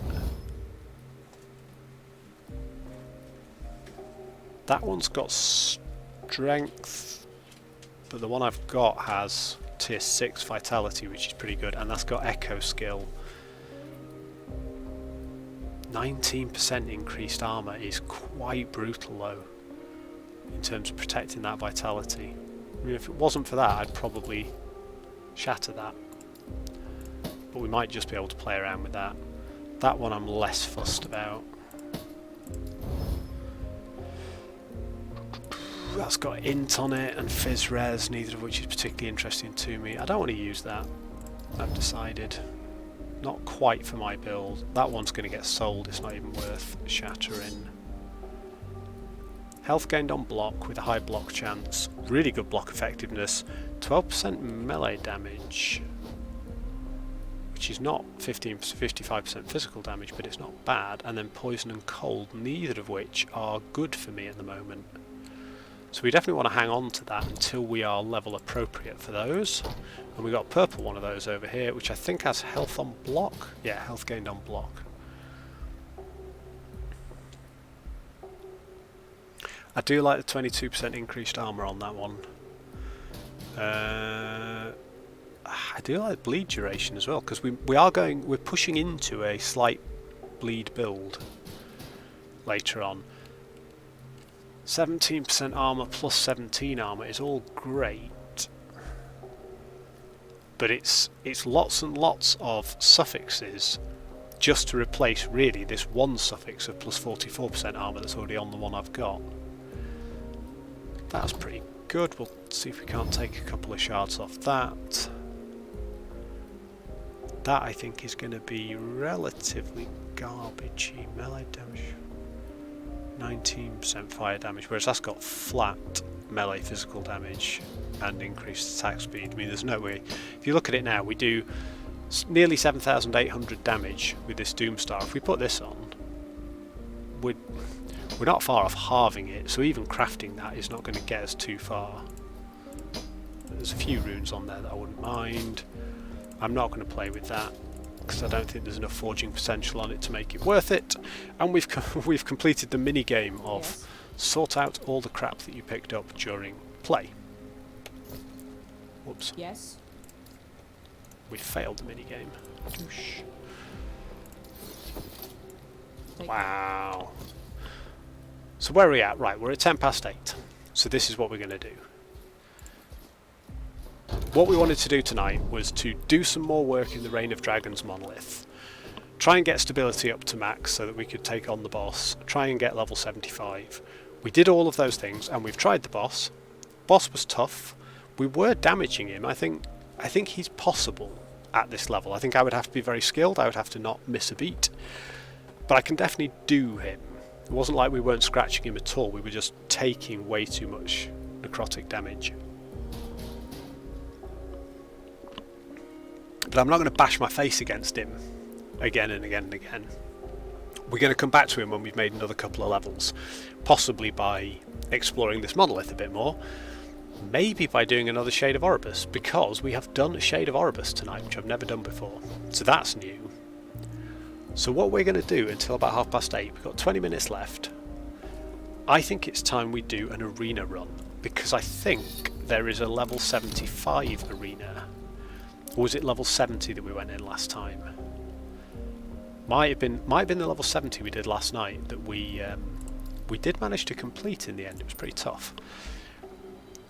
And then I think the next one is level 90, and I don't think we're going to be able to do a level 91.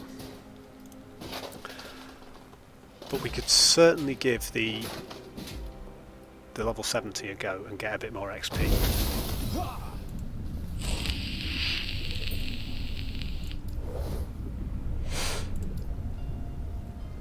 So we did the level 71, 40 waves, you get additional glyphs, 25% enemy damage, 15% enemy health. If we go in at tier 3, the level 91, they're all going to be 5 levels higher than the stuff that we were fighting in those echoes, with increasing buffs on top, and they're going to start with 30% increased damage and 50% increased health. And I think I would be a coward not to try that. So let's see how long we can last. We're not going to finish this, but let's see how many waves of level 90 arena we can stand. Let's see if we can even take the first 5 waves without dying. This might be daft.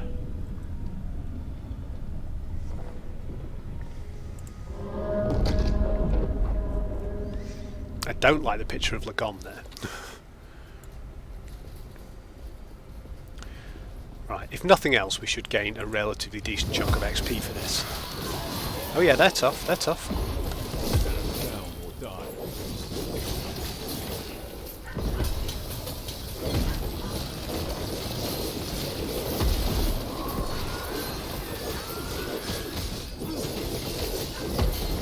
Right, first few waves manageable, which is good because we're about to get a load of modifiers to these for the next few waves, so we will take the easiest modifiers for all of them, I think, regardless of rewards, just because, you know, I'm trying something relatively challenging, but I'm not a complete sucker for punishment. It'd be nice to see how far we can get, and I think one of the key bits of getting as far as we can is going to be not taking modifiers that give them like 60% extra damage. And why are you not hitting? That right click sometimes doesn't work. Oh yeah, take a mountain shield with a turtle. Right, we've got all our health pots.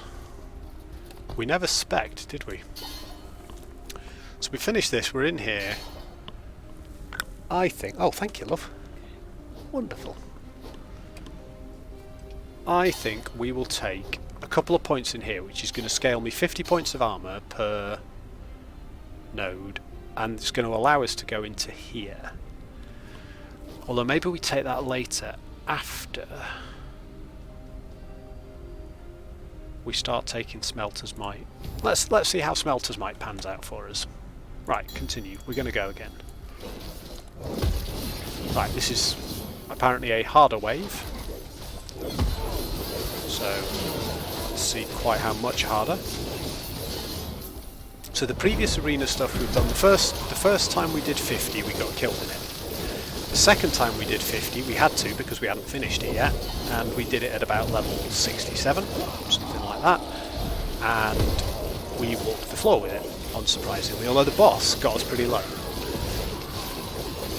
Then we did level 70 at about level 70, and we were very pleased to win that.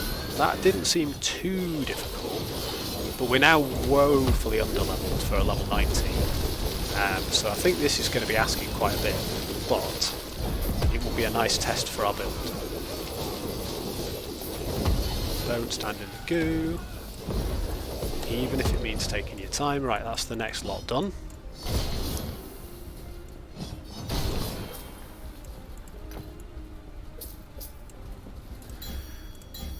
Right, so here's where the modifiers come in. Oh my god, the modifiers are so much bigger in here. So I can either have 90% more damage and 70% more health, or 80 and 80. I think we'll go 80 and 80.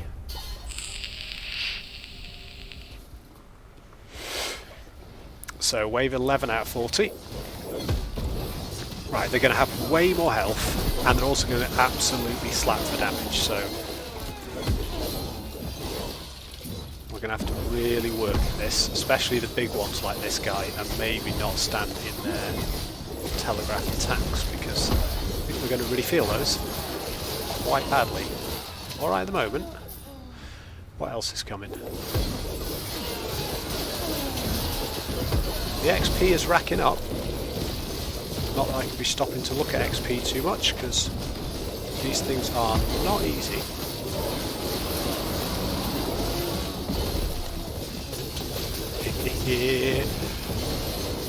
This is feeling like a challenge to the build. Not as much of a challenge as a level 85 zombie dragon was, but you know, they're pretty good.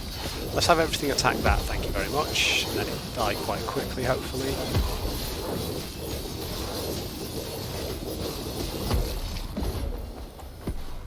What's this? Oh, that was the wrong time to take that. Harder waves. Whoa, yeah, you just come for it. Let's have some. Oh, and my manifest armour died. I hadn't noticed that. That'll be some of my DPS down the drain.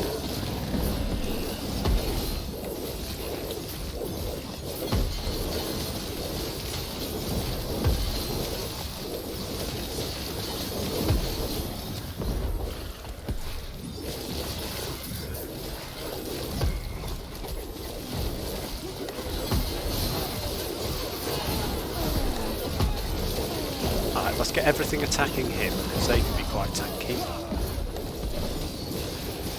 So after this, look at that, I'm just talking as if we're definitely going to survive.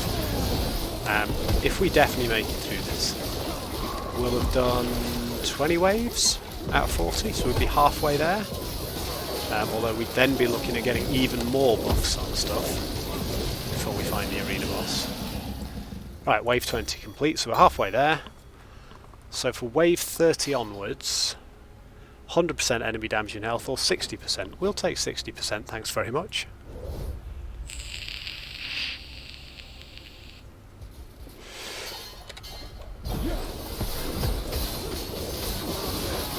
This is definitely earning us some XP, and it's manageable. You know, it's not easy, but we are surviving thus far.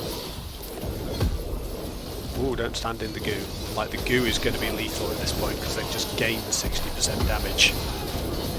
And there's a lot more goo around. Whoop, don't stand in his little spinny attack either.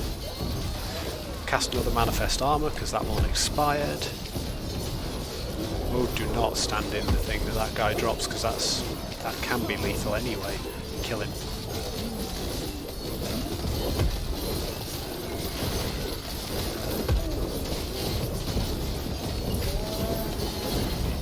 Whoa, okay. That'll do. That'll do, pig.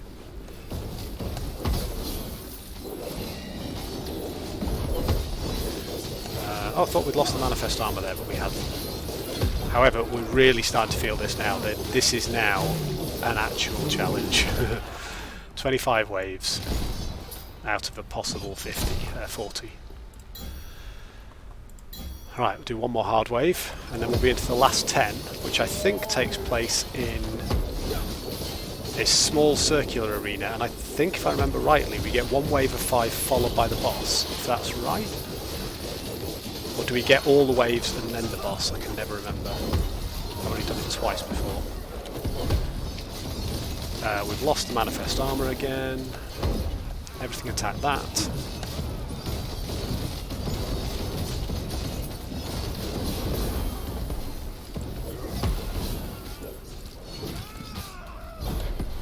Whoa. A little bit of stutter on the buttons there. The computer is struggling to keep up with all of this carnage.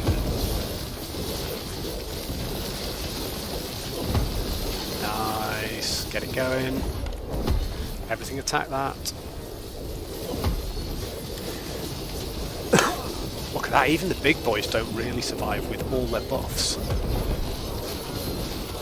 The damage output is pretty huge. So the damage on my Rive is like 7,500 DPS, but I have no idea what the damage on my swords and my pets and stuff are, because it just doesn't tell me. There's no way to look at that. So that's 30 waves. We've got 2 more waves to go, and if I'm not mistaken, I think we might be in a small arena with 1 big wave and then the boss appears, or 2 big waves and then the boss appears. Harder waves. Ah, here we go. Champion drops an arena key, we get a 40% increase in damage and health, or we can get a unique item for 180% increase. So no thank you, we'll just go for this one. I don't know if these modifiers are cumulative. Yes they are, because down here it says 170% enemy damage, 190% enemy health, and we're about to add another 40 to those, so they'll be well over 200%. So here we go, this is the last gasp for the stream. Can we get to the boss? Can we defeat the boss?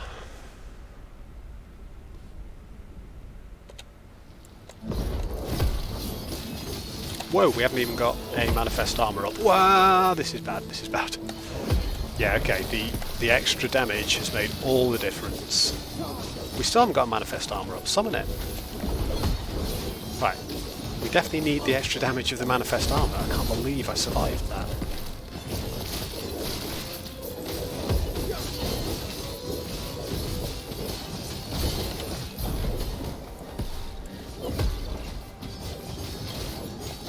Wow, yeah, I mean this is really ramped up now. This is level 90, last wave, full buffs, everything is AoE in me.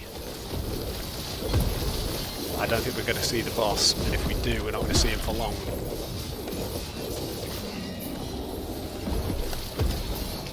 Interestingly, the manifest armour is now surviving quite well. Maybe because they're all shooting me, I'm not sure. There is a way to make the manifest armour taunt, but I reckon I'm tough enough. Let it concentrate on damage. Ooh.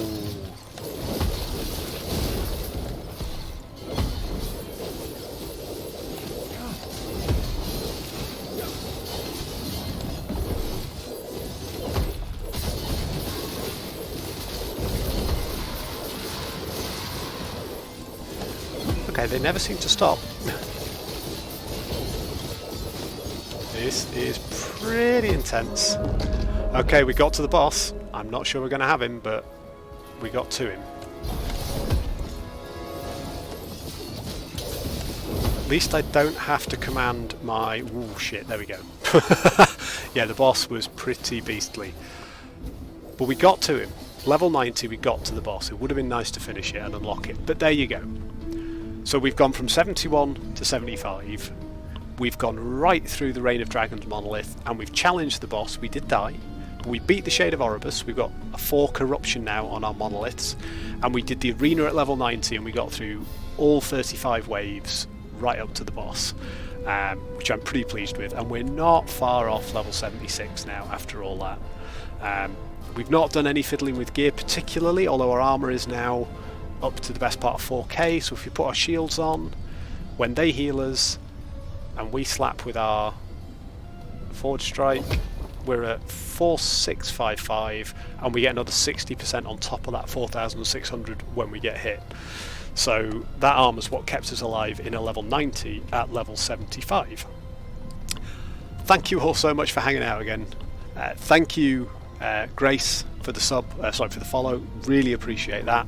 Dark, thank you for hanging out, mate. Always good to have you here. I will be back streaming again on Monday. Until then, look forward to some more Last Epoch and get excited for launch on Wednesday next week. I'll catch you guys very, very soon. Goose out.